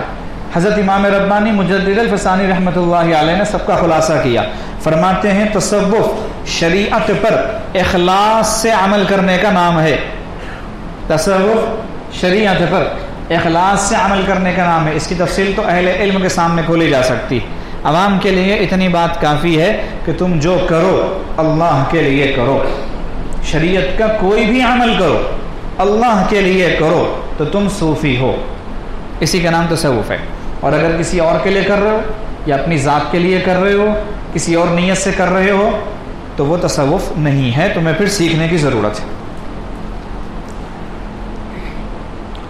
ایک بزرگ فرماتے ہیں تصوف یہ ہے کہ اللہ کو عبادت سے یعنی اللہ کی بندگی کر کے، نبی علیہ السلام کو اطاعت سے یعنی نبی علیہ السلام کی فرما برداری کر کے، اور مخلوق خدا کو خدمت سے راضی کرو، یعنی اللہ کی عبادت کرو، نبی کی فرما برداری کرو، اطاعت اور مخلوق کی خدمت کرو، یہ تصوف ہے۔ بزرگ نے فرمایا ہر ایک کے اپنے اعتبار سے، یعنی یہ ساری چیزیں تصوف ہیں۔ ایک بے پڑھے لکھوں کے مجمع میں بیان کیا ہوگا، جو عوام تھے ان کے سامنے سمجھایا ہوگا تو ایک اعتبار سے سمجھایا، اہل علم کے سامنے ایک الگ اعتبار سے سمجھایا، وغیرہ وغیرہ۔ خلاصہ فرماتے ہیں کہ دیکھو کسی بھی گاڑی کو منزل پر پہنچنے کے لیے دو چیزوں کی ضرورت ہوتی ہے، ایک تو سڑک ٹھیک ہو، دوسرا گاڑی میں پیٹرول ہو۔ اگر سڑک ٹھیک نہ ہو تو بھی گاڑی نہیں چل سکتی، پیٹرول گاڑی کے اندر نہ ہو تو بھی گاڑی نہیں چل سکتی۔ دونوں چیزیں ایک دوسرے کے ساتھ نتھی ہیں، لازم ہیں۔ انسان کی مثال گاڑی کی ہے، شریعت کی مثال راستے کی ہے، اور طریقت یعنی تصوف و سلوک کی مثال پیٹرول کی ہے۔ انسان اگر اللہ کی منزل پر پہنچنا چاہے فَفِرُّوا إِلَى اللَّهِ، جو فرمایا اللہ نے کہ اللہ کی طرف دوڑو، تو جو بندہ اللہ کی طرف جانا چاہے تو اس کو کیا چاہیے؟ شریعت کا راستہ اور طریقت کا پیٹرول، شریعت کا راستہ، طریقت کا پیٹرول۔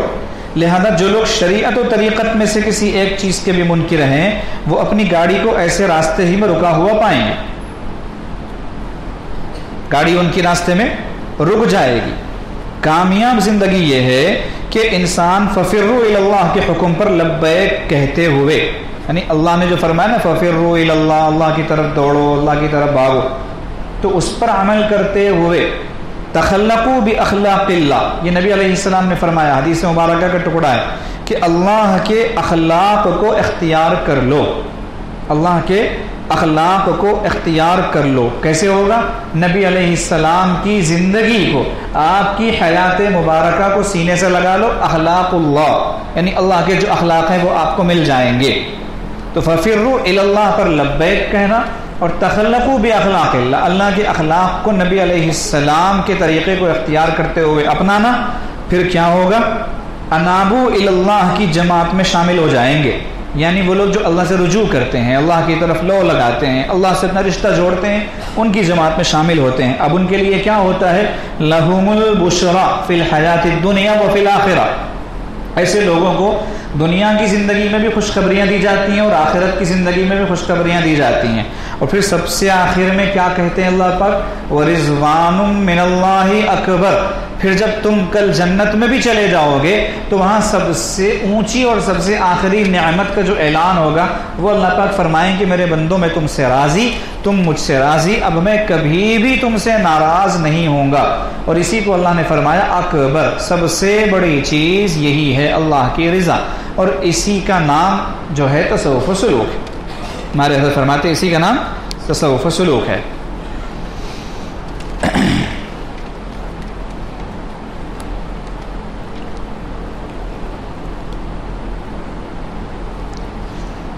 اب یہ لفظ صوفی کیا ہے؟ صوفی مشہور ہو گیا، باقی اور بھی کئی الفاظ ہیں۔ اللہ پاک نے قرآن عظیم الشان میں خود مومنین کی صفات بیان کرتے ہوئے کئی الفاظ بیان فرمائے. چنانچہ فرمایا ذاکرین ذکر کرنے والے، صابرین صبر کرنے والے، خاشعین اللہ کے آگے جھک جانے والے، دل سے جھکنے والے صرف ظاہر سے نہیں، صادقین سچے، قانتین اللہ کے ہر حکم پر ایک دم اسٹریٹ چلنے والے، اسٹریٹ فارورڈ کہتے ہیں لبیک لبیک، جو آپ کہیں گے بس وہی. آرمی والوں کو دیکھا رف رائٹ جیسے کرتے نا، اس طریقے سے اللہ کے حکم پر چلنا. قانتین بالکل، وقوموا للہ قانتین، اللہ نے فرمایا اللہ کے آگے کھڑے ہو تو قانتین ایک سوئی کے ساتھ کھڑے ہو جاؤ، ایک دم اٹینشن، ادھر ادھر نہیں. نماز میں جیسے ادھر ادھر دیکھنا منع ہے، کیوں منع ہے؟ اس لیے کہ اللہ کی طرف کامل متوجہ ہو جاؤ. قانتین، موقنین یقین رکھنے والے اللہ کے وعدوں پر، مخلصین صرف اللہ کے مخلوق کے نہیں، محسنین اچھے اچھے کام کرنے والے، خائفین ڈرنے والے، وجلین کانپنے اور تھرانے والے، عابدین عبادت کرنے والے، متوکلین بھروسہ کرنے والے اللہ پر، متقین تقوی اختیار کرنے والے، مقربین اللہ کا قرب اختیار کیے ہوئے لوگ، ابرار نیک لوگ، فقراء صرف اللہ سے اپنی ضرورتیں مانگنے اور پوری کروانے والے لوگ، عباد اللہ کے بندے دوسروں کے بندے نہیں، اولیاء اللہ کے دوست. یہ سارے الفاظ تو قرآن میں احادیث میں آئے ہوئے ہیں. ان سب کے بجائے دو الفاظ ہمارے سلف صالحین میں بہت مشہور تھے، ایک فقراء ایک عباد. فقراء اور عباد. فقراء ان لوگوں کو کہتے ہیں جن میں فقر ہو، اور عباد ان لوگوں کو کہتے ہیں جو صحیح معنوں میں اللہ کے بندے، اللہ کے علاوہ کسی کی بندگی نہیں کرتے. اب عابد کی جمع عباد بھی لے سکتے ہیں اس کو، عباد اللہ کی عبادت کرنے والے، کسی دوسرے کی عبادت نہیں کرنے والے. عباد صرف اللہ کے بندے، کسی کے نہیں. ان عبادی لیس لک علیہم سلطان، اللہ نے فرمایا کہ شیطان میرے کچھ بندے ہیں، خاص بندے جن پر تیرا کچھ نہیں چلے گا، تو وہ عباد.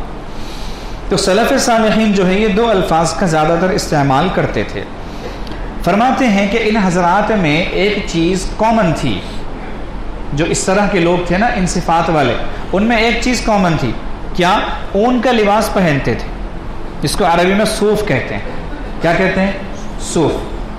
تو اون کا لباس پہنتے تھے. اون سمجھتے؟ بھیڑ کے جو بال ہوتے ہیں نا ان سے بننے والا لباس، یہ سنت سمجھ کر پہنتے تھے اس کو. کیونکہ نبی علیہ الصلوۃ والسلام کے بارے میں ایک حدیث مبارکہ ہے کہ نبی علیہ السلام یلبس الصوف ویرکب الحمار، اون کا لباس پہنا کرتے تھے اور گدھے کی سواری کر لیا کرتے تھے. یہاں پر علیہ السلام کی تواضع بتانے کے لیے صحابی نے روایت کیا کہ نبی علیہ السلام کی ایسی سادہ زندگی تھی.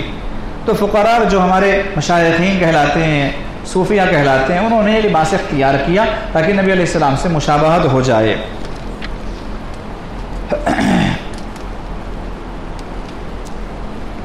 تو چونکہ یہ لوگ اون کا لباس پہنتے تھے انبیاء علیہ السلام کی سنت سمجھ کر، اولیاء کی عادت سمجھ کر، لہٰذا ان کو ان کے لباس کی طرف منسوب کر کے صوفی کہا جانے لگا.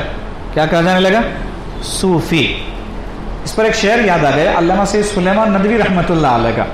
فرماتے ہیں صوفی نہ شود صافی تا در نہ کشد جامع، صوفی نہ شود صافی تا در نہ کشد جامع، بسیار سفر باید تا پختہ شود خامے. کہ صوفی صاحب صافی نہیں بن سکتے. صافی ایک ٹانک آیا کرتی تھی، ابھی بھی آتی ہوگی، خون صاف کرنے والی. کن کن لوگوں نے پیا؟ بہت دیر سے آپ لوگ سن رہے، کچھ سمجھ نہیں رہے، ذرا اس پر تھوڑا سمجھیں گے. وہ 4-5 ہاتھ اٹھے ہیں یار، صافی ٹانک پینے والے بہت پیے ہوں گے، کیوں جھوٹ بول رہے؟ دیکھو کتنے ہاتھ اٹھ گئے. تو خون صاف کرنے والی ٹانک ہوا کرتی تھی. تو صوفی نہ شود صافی، صوفی صاحب صافی نہیں بن سکتے، یعنی صاف ظاہر اور صاف باطن، پاک صاف آدمی نہیں بن سکتے جب تک کہ تادر نہ کشد جامع، محنت نہ کریں، پائچے نہ چڑھا لیں اپنے. سوتے رہنے والا صوفی نہیں بن سکتا. صوفی صاحب صافی کب بنیں گے؟ کہہ رہے تم محنت کرو گے تب بنو گے. پھر آگے فرماتے ہیں بسیار سفر باید تا پختہ شود خامے. ایک کچے کو پکا بننے کے لیے بہت سفر کرنے پڑتے ہیں. ایک کچے کو پکا بننے کے لیے بہت سفر کرنے پڑتے ہیں. اعتکاف ٹو اعتکاف سے کام نہیں چلے گا. آ رہی بات سمجھ میں؟ تو اس لیے ان حضرات کو صوفی کہا کرتے تھے.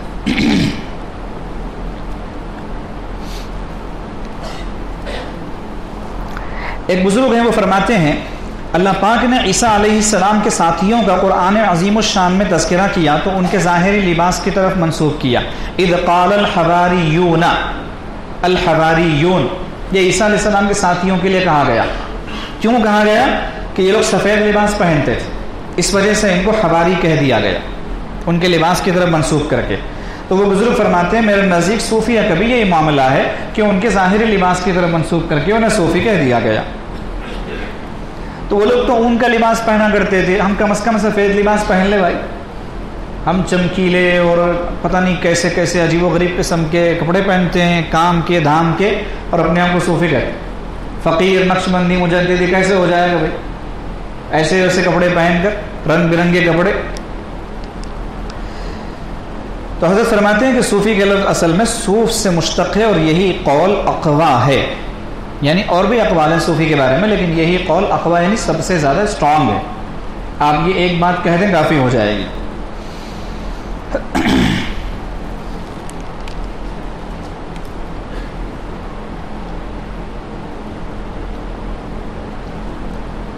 اب اس میں حکمتیں فرما رہے ہیں حضرت کہ صوفی کے لفظ کی نسبت صوف یعنی اون کی طرف ہونے میں کئی حکمتیں بھی ہیں. کہ اون جو ہے نرم ہوتا ہے. صوفی وہ شخص ہے جو دل کو نرم بنانے کے لیے محنت کر رہا ہو. اس کا دل نرم نہ وہ صوفی نہیں ہو سکتا. جو کسی کی تکلیف پر آنسو نہ بہا سکے وہ صوفی نہیں ہو سکتا. ایسے ہی یہ جو سفید رنگ ہے دوسرے رنگ کو جلدی قبول نہیں کرتا. تو صوفی سفید رنگ اس لیے پہنتا ہے کہ وہ ہے صوفی جو اللہ کے رنگ میں رنگ چکا ہو. صبغۃ اللہ ومن احسن من اللہ صبغہ. تو جو اللہ کے رنگ میں رنگ جاتا نا تو وہ دوسرا رنگ کبھی قبول نہیں کرتا یا جلدی قبول نہیں کرتا.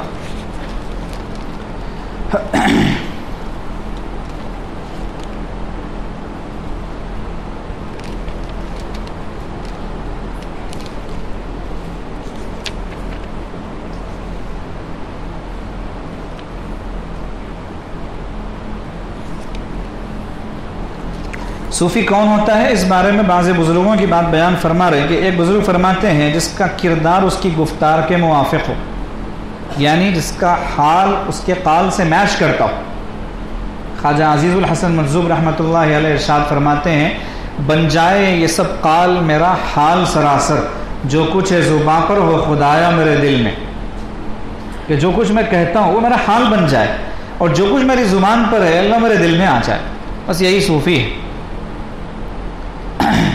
اقبال نے کہا تھا اقبال بڑا اپدیشک ہے، من باتوں میں موہ لیتا ہے، گفتار کا وہ غازی تو بنا کردار کا غازی بن نہ سکا. بولتا بہت ہے کرتا کچھ نہیں. تو گفتار کے غازی نہ بنے، کردار کے. تو انسان کا بولنا اور اس کا سننا، اس کا سمجھنا، اس کا چلنا اور پھرنا سب یکساں ہونا چاہیے. ایک بزرگ فرماتے ہیں صوفی کون ہے؟ صوفی وہ ہوتا ہے جو میل سے صاف ہو، گناہوں کے میل سے، فکر سے پر ہو، یعنی بس اللہ کی فکر میں ہمیشہ غرق رہتا ہو. دائم الفکر جو فرمایا نبی علیہ السلام کے بارے میں، ہمیشہ اللہ کی محبت میں، اللہ کے تعلق میں غرق رہتا ہو، ڈوبا ہوا. خدا کے قرب میں مخلوق سے دور ہو، اللہ کی نزدیکی اس کو حاصل ہو. علامت کیا ہے کہ مخلوق سے دور. جو بندہ مخلوق سے دور نہیں وہ اللہ کے قریبی نہیں بن سکتا، کیونکہ دونوں چیزیں ضد ہے.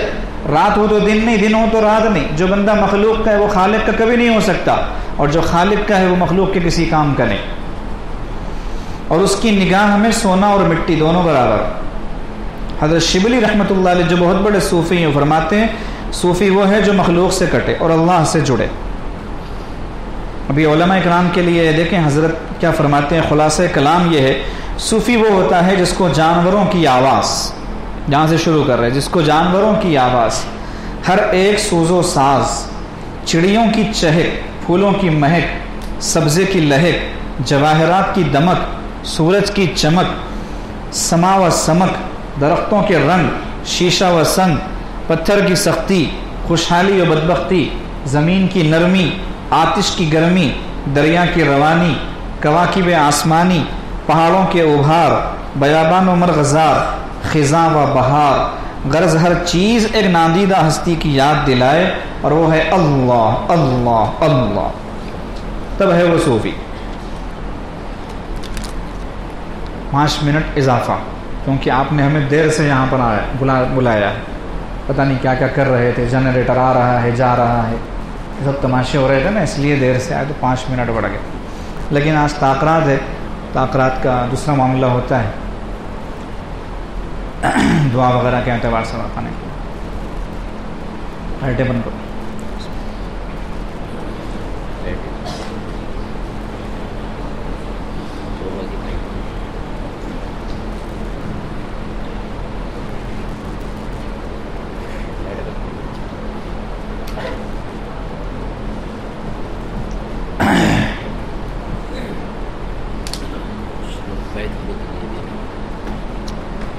پہلے توبہ کے کلمات پڑھ لیجئے، جن کا بیعت کا ارادہ ہو بیعت کی نیت کرے، باقی توبہ کی نیت سے کلمات پڑھیں. سچے دل سے نیت کیجئے کہ ہم پچھلی زندگی سے سچی پکی توبہ کرتے ہیں اور آئندہ زندگی انشاءاللہ نیک تقویٰ پر گزاریں گے. جیسے نیت ہوتی ہے اللہ پاک ویسی مراد پوری فرماتے ہیں. الحمدللہ وکفیٰ وسلام علی عبادہ الذین اصطفیٰ، اما بعد. پڑھیے بسم اللہ الرحمن الرحیم. لا الہ الا اللہ محمد رسول اللہ آمنت باللہ وملائکتہ وکتبہ ورسلہ والیوم الآخر والقدر خیرہ وشرہ من اللہ تعالی والبعث بعد الموت. آمنت باللہ کما ہوا باسمائہ وصفاتہ وقبلت جمیع احکامہ اقرار باللسان وتصدیق بالقلب. اشہد ان لا الہ الا اللہ واشہد ان محمدا عبدہ ورسولہ. استغفر اللہ ربی من کل ذنب واتوب الیہ برحمتک یا ارحم الراحمین.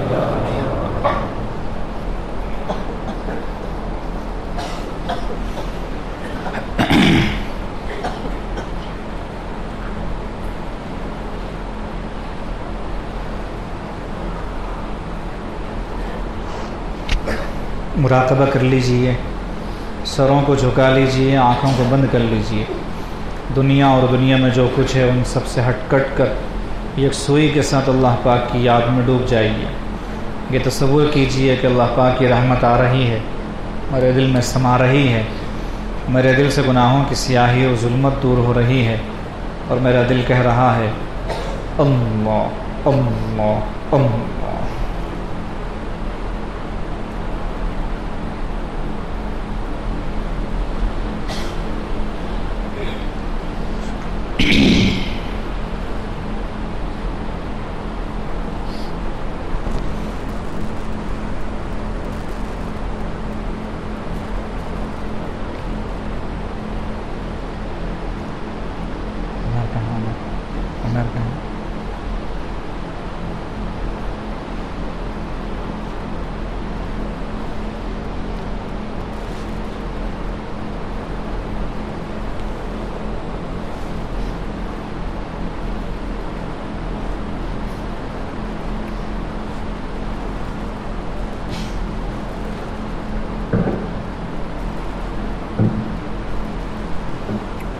میرا دل بدلتے پڑھو اور پھر کس سے مانگے کہاں جائیں.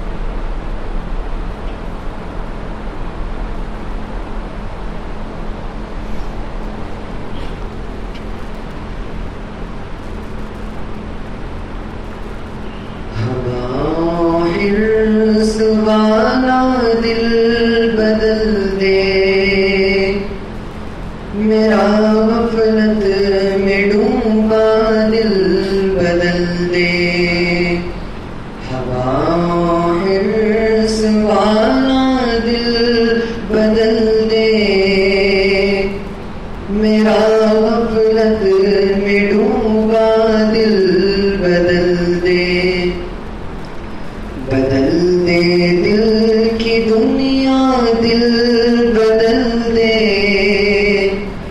خدایا فضل فرما دل بدل دے، بدل دے دل کی دنیا دل بدل دے، خدایا فضل فرما دل بدل دے، رہوں بیٹھا میں اپنا سر جھکا کر، رہوں بیٹھا میں اپنا سر جھکا کر، سرور ایسا عطا کر دل بدل دے، گناہگاری میں کب تک عمر کاٹوں، گناہگاری میں کب تک عمر کاٹوں، بدل دے میرا راستہ دل بدل دے، سنو میں نام تیرا دھڑکنوں میں، سنو میں نام تیرا دھڑکنوں میں،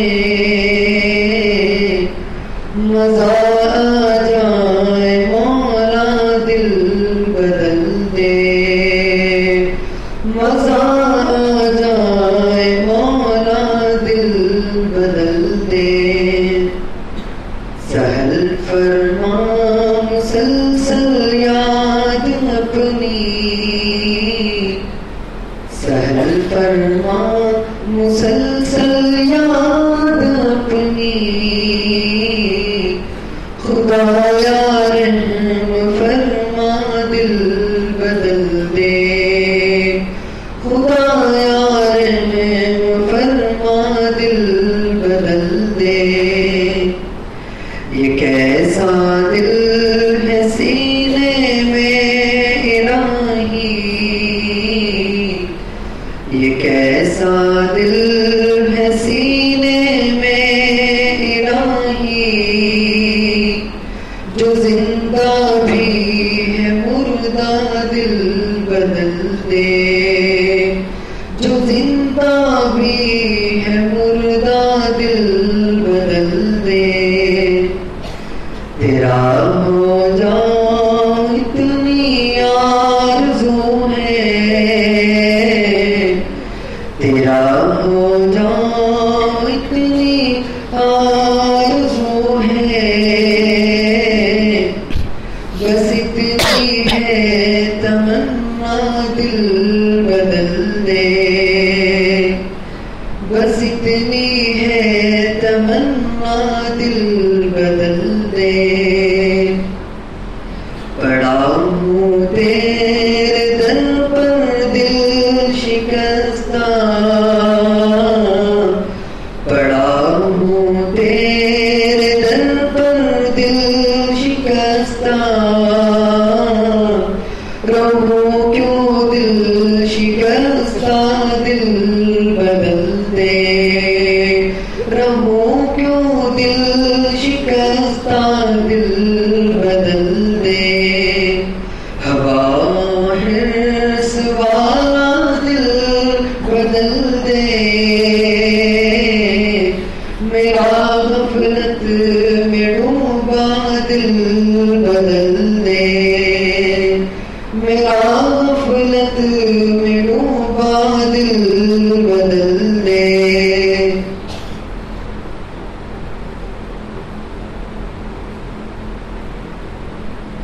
کس سے مانگے کہاں جائے کس سے کہے،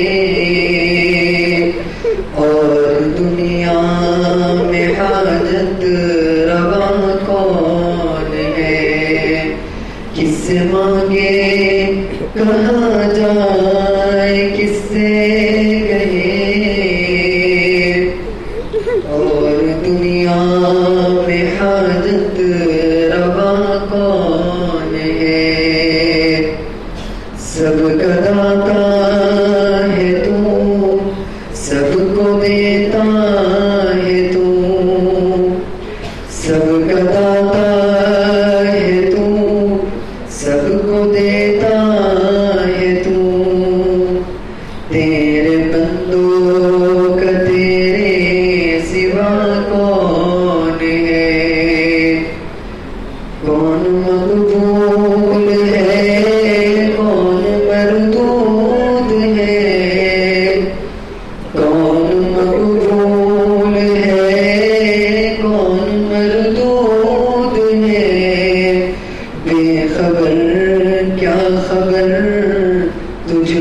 کیا کون ہے، کون مقبول ہے کون مردود ہے، بے خبر کیا خبر تجھ کو کیا کون ہے، جب تلیں گے عمل سب کے میزان پر، جب تلیں گے عمل سب کے میزان پر، تب کھلے گا کہ کھوٹا کھرا کون ہے، تب کھلے گا کہ کھوٹا کھرا کون ہے، کون سنتا ہے فریاد مظلوم کی، کس کے ہاتھوں میں کنجی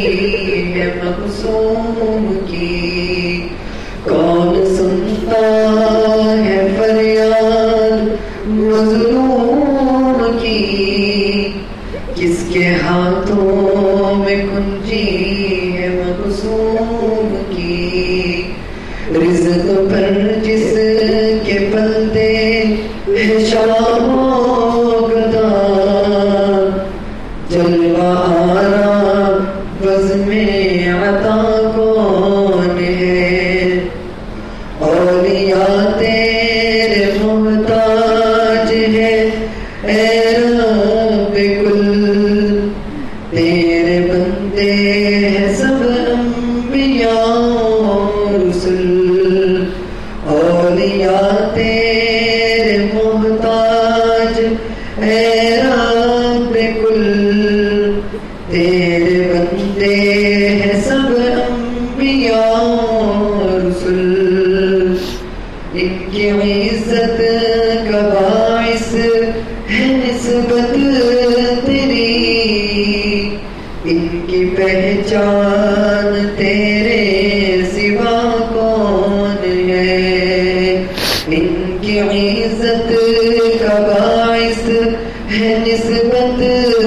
تیری، ان کی پہچان تیرے سوا کون ہے، اولیاء انبیاء اہل بیت نبی، تابعین و صحابہ پہ جب آگنی، اولیاء انبیاء اہل بیت نبی، تابعین و صحابہ پہ جب آگنی، گر کے سجدے میں سب نے یہی عرض کی، گر کے سجدے میں سب نے یہی عرض کی، تو نہیں ہے تو مشکل کشا کون ہے، تو نہیں ہے تو مشکل کشا کون ہے، اہل فکر و نظر جانتے ہیں تجھے، کچھ نہ ہونے پہ بھی مانتے ہیں تجھے، اہل فکر و نظر جانتے ہیں تجھے، کچھ نہ ہونے پہ بھی مانتے ہیں تجھے، اے فقیر اس کو تو فضل باری سمجھ، ورنہ تیری طرف دیکھتا کون ہے، اے فقیر اس کو تو فضل باری سمجھ، ورنہ تیری طرف دیکھتا کون ہے، کس سے مانگے کہاں جائے کس سے کہے، اور دنیا میں حاجت روا کون ہے،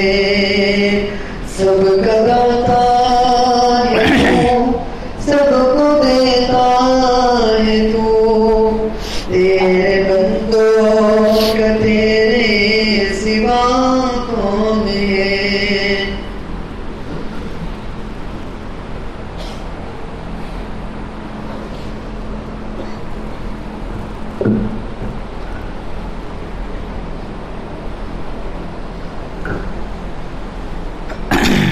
لا الہ الا اللہ اللہم سبحان ربی العلی الوہاب اللہم صلی علی سیدنا محمد وعلی آل سیدنا محمد مبارک وسلم ربنا ظلمنا انفسنا وان لم تغفر لنا وترحمنا لنکونن من الخاسرین ربنا لا تجعل في قلوبنا غلا للذین آمنوا ربنا إنك رؤوف رحيم ربنا لا تجعلنا فتنة للقوم الظالمين ربنا لا تجعلنا فتنة للقوم الظالمين ونجنا برحمتك من القوم الكافرين۔ اے کریم آقا، ہم آپ کے انتہائی عاجز مسکین فقیر گئے گزرے بندے ہیں، اے اللہ بہت نکمے ہیں، ناکارہ ہیں، آوارہ ہیں۔ اے کریم آقا، اپنے ہاتھوں اپنے آپ کو تباہ و برباد کیا ہوا ہے۔ اے اللہ بہت چھوٹے ہیں، بہت جھوٹے ہیں، بہت کھوٹے ہیں۔ اے کریم آقا، ہر اعتبار سے گئے گزرے ہیں۔ پیارے اللہ، اگر آپ کی نگاہ نہ پڑی تو اے اللہ ہم سے برا کوئی نہیں ہوگا۔ کریم آقا، آپ کی نگاہ جب قاتلوں پر پڑی تو وہ رہنما بن گئے، رہنماؤں سے نظر ہٹی تو وہ رہزن بن گئے۔ کریم آقا، صرف آپ کی نظر کی بات ہے، تیری ایک نگاہ کی بات ہے، میری زندگی کا سوال ہے۔ اے اللہ، کرم فرما دیجئے، رحم فرما دیجئے، فضل فرما دیجئے، ایک نگاہ ڈال دیجئے۔ اے کریم آقا، ماہ مبارک بھی ہے، تیسرے عشرے کا آغاز بھی ہے، اے اللہ پہلی تاک رات بھی ہے، اے کریم آقا رات کا آخری پہر بھی ہے، اے اللہ اعتکاف کا اجتماع بھی ہے۔ اے کریم آقا، دل مجتمع ہیں، دل اکٹھے ہیں۔ اے کریم آقا، بہت ساری چیزیں، بہت سارے اسباب قبولیت جمع ہیں، لیکن پھر بھی زبان یہی کہتی ہے، دل اسی بات کی گواہی دیتا ہے، وَلَوْلَا فَضْلُ اللَّهِ عَلَيْكُمْ وَرَحْمَتُهُ مَا زَكَىٰ مِنْكُمْ مِنْ أَحَدٍ أَبَدًا۔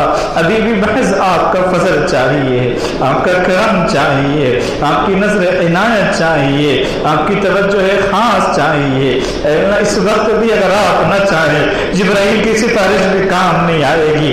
امام الانبیاء نے خود فرما دیا، اپنا اپنا کرو اور اپنا اپنا بھرو۔ اے کریم آقا، اپنا خاص فضل فرما دیجئے۔ آپ نے فرمایا، فلا انساب بینہم یومئذ ولا یتساءلون، اس دن نسب کام نہیں آئیں گے۔ اے کریم آقا، ہم اپنے نسب پر اطراء نہ پائیں گے، ہم اپنے نسب پر فخر نہ کر پائیں گے۔ اے کریم آقا، پناہ مانگتے ہیں آپ کی بے نیازی سے، پناہ مانگتے ہیں آپ کی نگاہ بے التفات سے۔ اے کریم آقا، ہم پر نگاہ یوں ہی ڈال دیجئے، اے اللہ ہم پر نگاہ یوں ہی ڈال دیجئے۔ آپ سے کوئی نہیں پوچھ سکتا کہ آپ نے ابو جہل کو کیوں نہیں نوازا اور وحشی کو کس بنیاد پہ نواز دیا۔ اے کریم آقا، کسی میں دم نہیں اور مجال نہیں کہ آپ سے یہ سوال کر لے کہ آپ نے ابو لہب کو برباد کیوں کر دیا اور عمر کو امیر المؤمنین کیوں بنا دیا۔ اے کریم آقا، آپ کی شان بے نیازی، اے کریم آقا، کسی کو بھی نواز دے، کسی سے بھی چھین لے۔ پیارے اللہ، بہت ڈرتے ہیں، پناہ مانگتے ہیں۔ کریم آقا، بے شک ہم نے آپ کی شان بے نیازی کو خاطر میں نہیں لایا، اور اے اللہ ہم آپ کی شان مغفرت کو، شان رحیمی کو سامنے رکھتے ہوئے ڈٹائی کرتے رہے، ڈھیڑ بنتے رہے، گناہ پر گناہ کرتے رہے، اور اے اللہ اپنے آپ کو تباہی و بربادی کے گڈھے میں ڈھکیلتے رہے۔ اے کریم آقا، اے اللہ آپ کی توفیق بخشی، آج یہاں جمع ہو چکے ہیں۔ اے اللہ ہمیں یقین ہے، چڑھتے سورج سے زیادہ یقین ہے، پیارے اللہ، اگر آپ کو نمازنا نہیں ہوتا، آپ ہمیں یہاں ہرگز نہیں بلاتے۔ اے اللہ، ہمیں دھتکار دیتے، آنے سے پہلے منع کر دیتے، پوری تیاری کرنے کے بعد کینسل کروا دیتے۔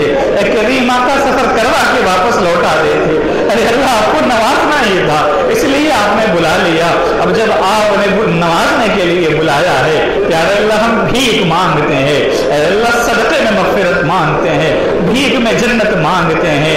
اے کریم آقا نواز دیجئے, پیارے اللہ مان جائیے. آپ نے نہ ماننے کا بھی اگر فیصلہ کر لیا, اے کریم آقا آپ کو آپ کے فیصلے سے کوئی نہیں بدل سکتا, صرف آپ ہی کی ذات ہے جو اپنا فیصلہ خود سے بدل سکتی ہے. پیارے اللہ ناراضگی والے فیصلے کو رضا کے فیصلے میں تبدیل فرما دیجئے. اے اللہ لعنت و ملامت کا ہمیں مستحق نہ بنائیے. اے اللہ ہم رحمت کے حقدار تو نہیں ہے, اے اللہ ہم آپ کی محبت کے مستحق تو نہیں ہے, لیکن اے اللہ پل پل محتاج ہیں, قدم قدم پر محتاج ہیں, لمحہ بلمحہ محتاج ہیں. اے اللہ اگر آپ کی محبت پاک صاف لوگوں کو ہی ملے گی, آپ کی رحمت کی نظر گناہوں سے پاک صاف دلوں پر ہی پڑے گی, تو اے اللہ گناہگار کہاں جائیں, کس سے مانگیں, کس کو آواز دیں, کون ہمیں پوچھے گا. اے اللہ کون ہمیں آواز دے گا. اے اللہ کس کے در سے آس لگائیں, کس کے در سے امید باندھیں. اے اللہ کس کو اپنا سہارا سمجھے. اے اللہ آپ ہی ہمیں قبول فرما لیجئے. اے اللہ ہمارا آپ کے علاوہ ہے کون. اے اللہ آپ کے علاوہ ہمارا کوئی نہیں. ہم نے بے شک اپنی خواہشات کو اپنا خدا بنایا, خواہشات کی غلامی کی زنجیروں میں جکڑے رہے, اور اے اللہ نفس و شیطان کی غلامی کرتے رہے, اپنے آپ کو بے شک ان کا تابع بنائے رکھا. سال کے 11 مہینے جیسے انہوں نے کہا ویسے منہ مارتے رہے, لیکن ہم نے اس دوران میں پیارے اللہ صرف اللہ آپ کو کہا ہے, کسی اور کو نہیں کہا ہے. اللہ جب کسی سے سنا ہے تو مسجد ہی یاد آئی ہے. اے اللہ آپ ہی یاد آئے ہیں. اے کریم آقا جب کسی نے جہنم کا ذکر کیا تو آپ کی پکڑ ہی یاد آئی ہے, کسی نے جنت کا تذکرہ کیا تو آپ کی رحمت ہی یاد آئی ہے. اے اللہ ہم آپ کو ابھی بھی اپنا رب تسلیم کرتے ہیں, اپنا اللہ مانتے ہیں, اپنا معبود اور مسجود تصور کرتے ہیں. پیارے اللہ آپ کے لیے اگر ہمیں بخشنا ہے تو اتنے بہانے کافی ہیں. اے اللہ جبکہ آپ کو بہانہ بھی نہیں دیکھتے, آپ یوں ہی معاف فرمانے پر قادر ہیں. پیارے اللہ مان جائیے. اے اللہ ہمارے پاس نہ روپ ہے نہ رنگ ہے, نہ روٹھے ہوئے یار کو منانے کا ڈھنگ ہے. اے اللہ آپ کی مانگنا بھی سکھا دیجئے, اور اے اللہ آپ کی نماز بھی دیجئے. اے کریم آقا ہم وہ بھکاری ہیں جن کے پاس نہ جھولا ہے نہ پیالہ ہے, دامن بھی پھٹا ہوا ہے بلکہ داغدار ہے, سینہ بھی دھبوں سے بھرا ہوا ہے, گناہوں کی بدبو سے جسم سڑا ہوا ہے. اے اللہ روح ادمری ہو چکی ہے, اور اے اللہ آپ کے سامنے ہم کھڑے ہوئے ہیں قسم کرسی کی علامت بن کر. اے اللہ جو آدمی ہر اعتبار سے گیا گزرا ہو, دشمن بھی اسے پینے کو پانی دے دیتا ہے. پیارے اللہ اگر آپ ہمیں نہیں نوازیں گے کون ہمیں منہ لگائے گا, کس کے در سے ہم امید باندھے. اے اللہ وہ دن سے ہمیں بچائیے, اس رات اور اس گھڑی سے ہمیں بچائیے جس کے بارے میں کسی نے کہا تھا تانا دیں گے بت کے مسلم کا خدا کوئی نہیں. اے اللہ وہ دن آنے سے ہماری حفاظت فرمائیے, ہماری شامت اعمال سے. اے اللہ دنیا بھر کے مختلف علاقوں میں اس صورتحال سے ہم گزر رہے ہیں کہ دشمن خوش ہو رہا ہے اور کہہ رہا ہے کہ مسلمانوں تمہارے اللہ کو بلاؤ, تمہارے معبود کو پکارو. اے اللہ ہم اس حال میں بھی آپ ہی کو پکارتے ہیں, ہم ان کی آواز پر کچھ نہیں کہتے, ہم یہ نہیں سمجھتے کہ ہم اللہ کے علاوہ کسی اور کو پکار لیں گے. اے اللہ ہم صرف آپ ہی کو پکاریں گے, آپ ہی سے لو لگائیں گے. اے اللہ ہمارے کتنے بھائی مظلوم ہے, ظلم کی چکی میں پس رہے ہیں, گھروں میں مقید و محبوس ہے. اے اللہ کوئی ان کا گسان حال نہیں ہے, سب کو اپنی جان کی پڑی ہوئی ہے, اپنے پیٹوں کی پڑی ہوئی ہے, سب کو اپنی بھوک کی فکر ستا رہی ہے, سب کو اپنے آب و اولاد کی فکر ہے. اے کریم آقا کوئی ان پیاسوں کو پانی پلانے والا نہیں ہے, کوئی ان بھوکوں کا پیٹ بھرنے والا نہیں ہے, کوئی ان کے جلتے گھروں کو بجھانے والا نہیں ہے, کوئی ان ماں و بہنوں کی عصمتوں کو روکی جا رہی ہے, حفاظت کرنے والا نہیں ہے. پیارے اللہ آپ ہی حافظ ہے, آپ ہی وکیل ہے, آپ ہی حامی بناظر ہے, آپ ہی والی و ولی ہے, آپ ہی رحمان و رحیم ہے. اے کریم آقا آپ کی شان رحیمی کا واسطہ فضل کا معاملہ فرما دیجئے, کرم کا معاملہ فرما دیجئے, عفو کا معاملہ فرما دیجئے, ہم سب کو عافیت نصیب فرما دیجئے. دشمنوں کی دشمنی سے حفاظت فرمائیے, حاسدین کے حسد سے حفاظت فرمائیے, فتنوں کی فتنے سے حفاظت فرمائیے, شریروں کی شرارت سے حفاظت فرمائیے. اے کریم آقا ہمیں اس دن سے بچا لیجئے جس دن ہم ذلیل و خوار ہو جائے, تباہ و برباد و رسوا ہو جائیں, ہمیں کوئی پوچھنے والا نہ ہو. ہم اس دن سے پہلے اللہ کی پناہ مانگتے ہیں, اور اس دن کے آنے سے پہلے ہم سچی پکی توبہ کا عزم کرتے ہیں. اے اللہ ہماری توبہ قبول بھی فرما لیجئے, और तौबा पर हमें इस्तिकामत भी नसीब फरमा दीजिए। अल्लाह इस रात को हमारे लिए शब मग़फ़िरत बना दीजिए, शब नजात बना दीजिए, शब रहमत बना दीजिए, शब राफ़त और शफ़क़त बना दीजिए। ऐ करीम आका शब युस्र बना दीजिए। ऐ करीम आका अपने फजल से और अपने करम से हम सब से राजी हो जाइए, हम सबको खुशहाल देखना पसंद फरमा लीजिए। ऐ करीम आका हमें यकीन है कि आप हमें परेशान नहीं देख सकते, आप हमें रोता बिलखता नहीं छोड़ सकते, आप हमें बेयारो मददगार लावारिस और यतीम नहीं छोड़ सकते। प्यारे अल्लाह बस आप रूठे हुए हैं, राजी हो जाइए। ये खिजा की फसल क्या है, फकत उनकी चश्म पोशी वो अभी निगाह कर दे, अभी बाहर आ जाए। अल्लाह हमारे चेहरे इस काबिल नहीं है कि आप रहमत की निगाह इन चेहरों पर डालें, लेकिन अल्लाह ये चेहरे महबूब अलैहिस्सलाम को मानने वालों के चेहरे हैं, महबूब अलैहिस्सलाम की उम्मतियों के चेहरे हैं, जिनसे आपने वादा फरमाया था मेरे महबूब मैं आपके बाद आपकी उम्मत को बेयारो मददगार नहीं छोड़ूंगा, आपकी उम्मत को तबाह बर्बाद नहीं छोड़ूंगा। महबूब इस हाल में दुनिया से गए थे कि वो आपसे वादा लेकर मुतमईन थे, राजी और खुश थे। ऐ अल्लाह, ऐ करीम आका, ऐ खासान रसूल, वक्त दुआ है, उम्मत पे तेरी आगे अजब वक्त पड़ा है। ऐ करीम आका आज उम्मत के कोई पुरसाने हाल नहीं, आप ही कफील बन जाइए, वकील बन जाइए। अल्लाह हमारी लाज रख लीजिए, महबूब अलैहिस्सलाम की लाज रख लीजिए, सहाबे कराम की कुर्बानियों की लाज रख लीजिए, ताबईन की मेहनतों की लाज रख लीजिए। अल्लाह हमारे अकाबिर मशाइख के मुजाहिदों की लाज रख लीजिए। प्यारे अल्लाह फजल का मामला फरमा दीजिए।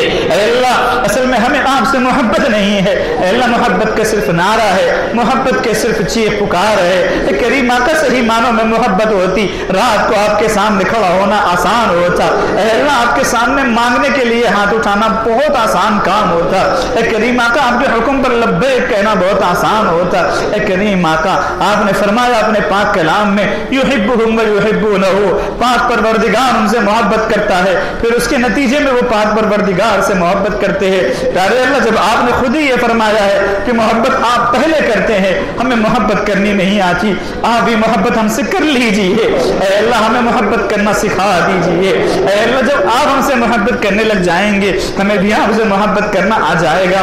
प्यारे अल्लाह लाज रख लीजिए, अल्लाह मान जाइए, अल्लाह राजी हो जाइए। करीम आका महबूब अलैहिस्सलाम की लाज रख लीजिए। महबूब अलैहिस्सलाम की हमने बेशक बहुत नाकदरी की, अल्लाह जान के लाले पड़े, अल्लाह भूख से बिलबिला उठे, अल्लाह औरतों की इस्मतें लूटी। करीम आका सब कुछ हुआ, लेकिन महबूब की सुन्नत को जिंदा करने की तौफीक नहीं हुई। अल्लाह महबूब की सुन्नत को चेहरे पर सजाना मुश्किल काम हो गया। करीम आका लिबास आप जैसा बनाना हमारे लिए मुसीबत बन गया। करीम आका अज़म करते हैं अब से सुन्नतों को जिंदा करेंगे, महबूब की शबाहत को जिंदा करेंगे, ताकि कल क़यामत के दिन आपके दरबार में यूं तो कह सकें तेरे महबूब की यारब शबाहत लेके आया हूँ, हकीकत इसको तू कर दे, मैं सूरत लेके आया हूँ। अल्लाह किस कदर बदनसीबी होगी अगर आका कल हमें देख कर पहचानने से इनकार कर दे। करीम आका कितने खुश नसीब होंगे वो लोग जो कल वुजू के आसार से पहचाने जाएंगे। आका उनके चेहरों को देख कर खुद ही हौज़े कौसर पर बुलाएंगे और वो खुशी खुशी आगे बढ़कर महबूब अलैहिस्सलाम के हाथों जामे कौसर लेंगे। करीम आका हमें उन लोगों में शामिल फरमा लीजिए जो कल आका की जियारत भी नसीब होगी, जिन्हें कल आका की जियारत भी नसीब होगी, शफाअत भी नसीब होगी। अल्लाह में ऐसे दौर में दुनिया में आए कि महबूब अलैहिस्सलाम दुनिया से पर्दा फरमा चुके थे, हमें आपकी जियारत नसीब नहीं हो सकी। अल्लाह बड़ी तमन्ना है उस शहर अनवर की जियारत करे जिसकी कसम खाकर आपने वज़्ज़ुहा फरमाया, उन जुल्फों का दीदार करें जिनकी कसम खाकर आपने वल्लैली इज़ा सजा कहा, उस सरापा पाक साफ को देखे जिसकी कसम खाकर आपने लाख रुका फरमाया। करीम आका आपको अपने महबूब कितने महबूब है। अल्लाह कभी आप उनके चेहरे की कसम खा रहे, कभी जुल्फों की कसम खा रहे, कभी उनकी जिंदगी की कसम खा रहे। प्यारे अल्लाह हमने आपके महबूब का बहुत दिल दुखाया कि आज हम लावारिस कर दिए गए। करीम आका को हमारा पुरसाने हाल नहीं रहा, महबूब की तवज्जो हमारी तरफ अल्लाह मुंतकिल फरमा दीजिए, मबजूल करवा दीजिए। करीम आका माह मुबारक गुजरते जा रहे हैं, हमने भी मग़फ़िरत का सामान नहीं किया, बस अल्लाह हम में से हर एक को उस वईद का मुस्तहक़ बनने से बचा लीजिए तो जिब्राइल ने की और आका ने आमीन कही। अल्लाह उन लोगों में शामिल होने से हमारी हिफाजत फरमा लीजिए। माह मुबारक को हमारे लिए यकीनी मानों में माह गुफ़रान बना दीजिए, बख्शिश का महीना बना दीजिए। करीम आका ہمیں جو بیمار ہیں ان کو شفا نصیب فرمائیے، جو پریشان حال ہیں ان کی پریشانیوں کو دور فرمائیے، جو مقروض ہیں ان کے قرضوں کی ادائیگی کی شکل صورت پیدا فرمائیے، جو بن بیاہی بچے بچیاں گھروں میں بیٹھے ان کے مستقبل روشن فرمائیے، ماں باپ کے لیے فرض ادا کرنا آسان فرمائیے، بے اولادوں کو اولاد صالحہ نرینہ و مادینہ عطا فرمائیے، جن کی اولادیں ماں باپ کے لیے وبال جان ہے ان اولادوں کو اپنے ماں باپ کی آنکھوں کو ٹھنڈی کرنے کا ذریعہ بنائیے، اللہ انہیں نیک ہدایت عطا فرمائیے، اے کریم آقا اپنے فضل سے پوری امت کو ہدایت عطا فرمائیے، پوری امت پر رحم فرمائیے، پوری امت کو مغفرت کی نعمت سے نواز دیجئے، پوری امت کو عافیت کی نعمت سے نواز دیجئے، اے کریم آقا پوری امت کو اپنی رضا دائمی کی نعمت سے سرفراز فرما دیجئے، اے کریم آقا جو مانگا وہ بھی عطا فرما دیجئے، جو مانگنے سے رہ گیا وہ بھی عطا فرما دیجئے، اے اللہ جو لوگ دور بیٹھے دعاؤں پر شریک ہیں آمین کہہ رہے ہیں، اے اللہ ان کو بھی ان دعاؤں میں شامل فرما لیجئے، جو کسی وجہ سے شریک نہ ہو سکے انہیں بھی حصہ دار بنا دیجئے، اللہ جنہوں نے دعاؤں میں یاد رکھنے کے لیے کہا ہے، جن کا ہم پر حق بنتا ہے جو کہنا چاہتے تھے نہیں کہہ سکے، اللہ سب کے دلوں کی جائز تمنا اور نیک مرادوں کو پورا فرمائیے، اے کریم آقا سب کو ہر خیر نصیب فرمائیے، ہر شر سے ہماری حفاظت فرمائیے، اللہ ماہ مبارک کے بچے کچھ لمحات کی خوب قدردانی کی توفیق عطا فرمائیے، کریم آقا ہماری ان دعاؤں کو اپنی رحمت سے قبول و منظور فرما لیجئے، وصلی اللہ تعالی وسلم علی حبیبہ سیدنا محمد وآلہ وصحبہ اجمعین برحمتک یا ارحم الراحمین، والحمد للہ رب العالمین۔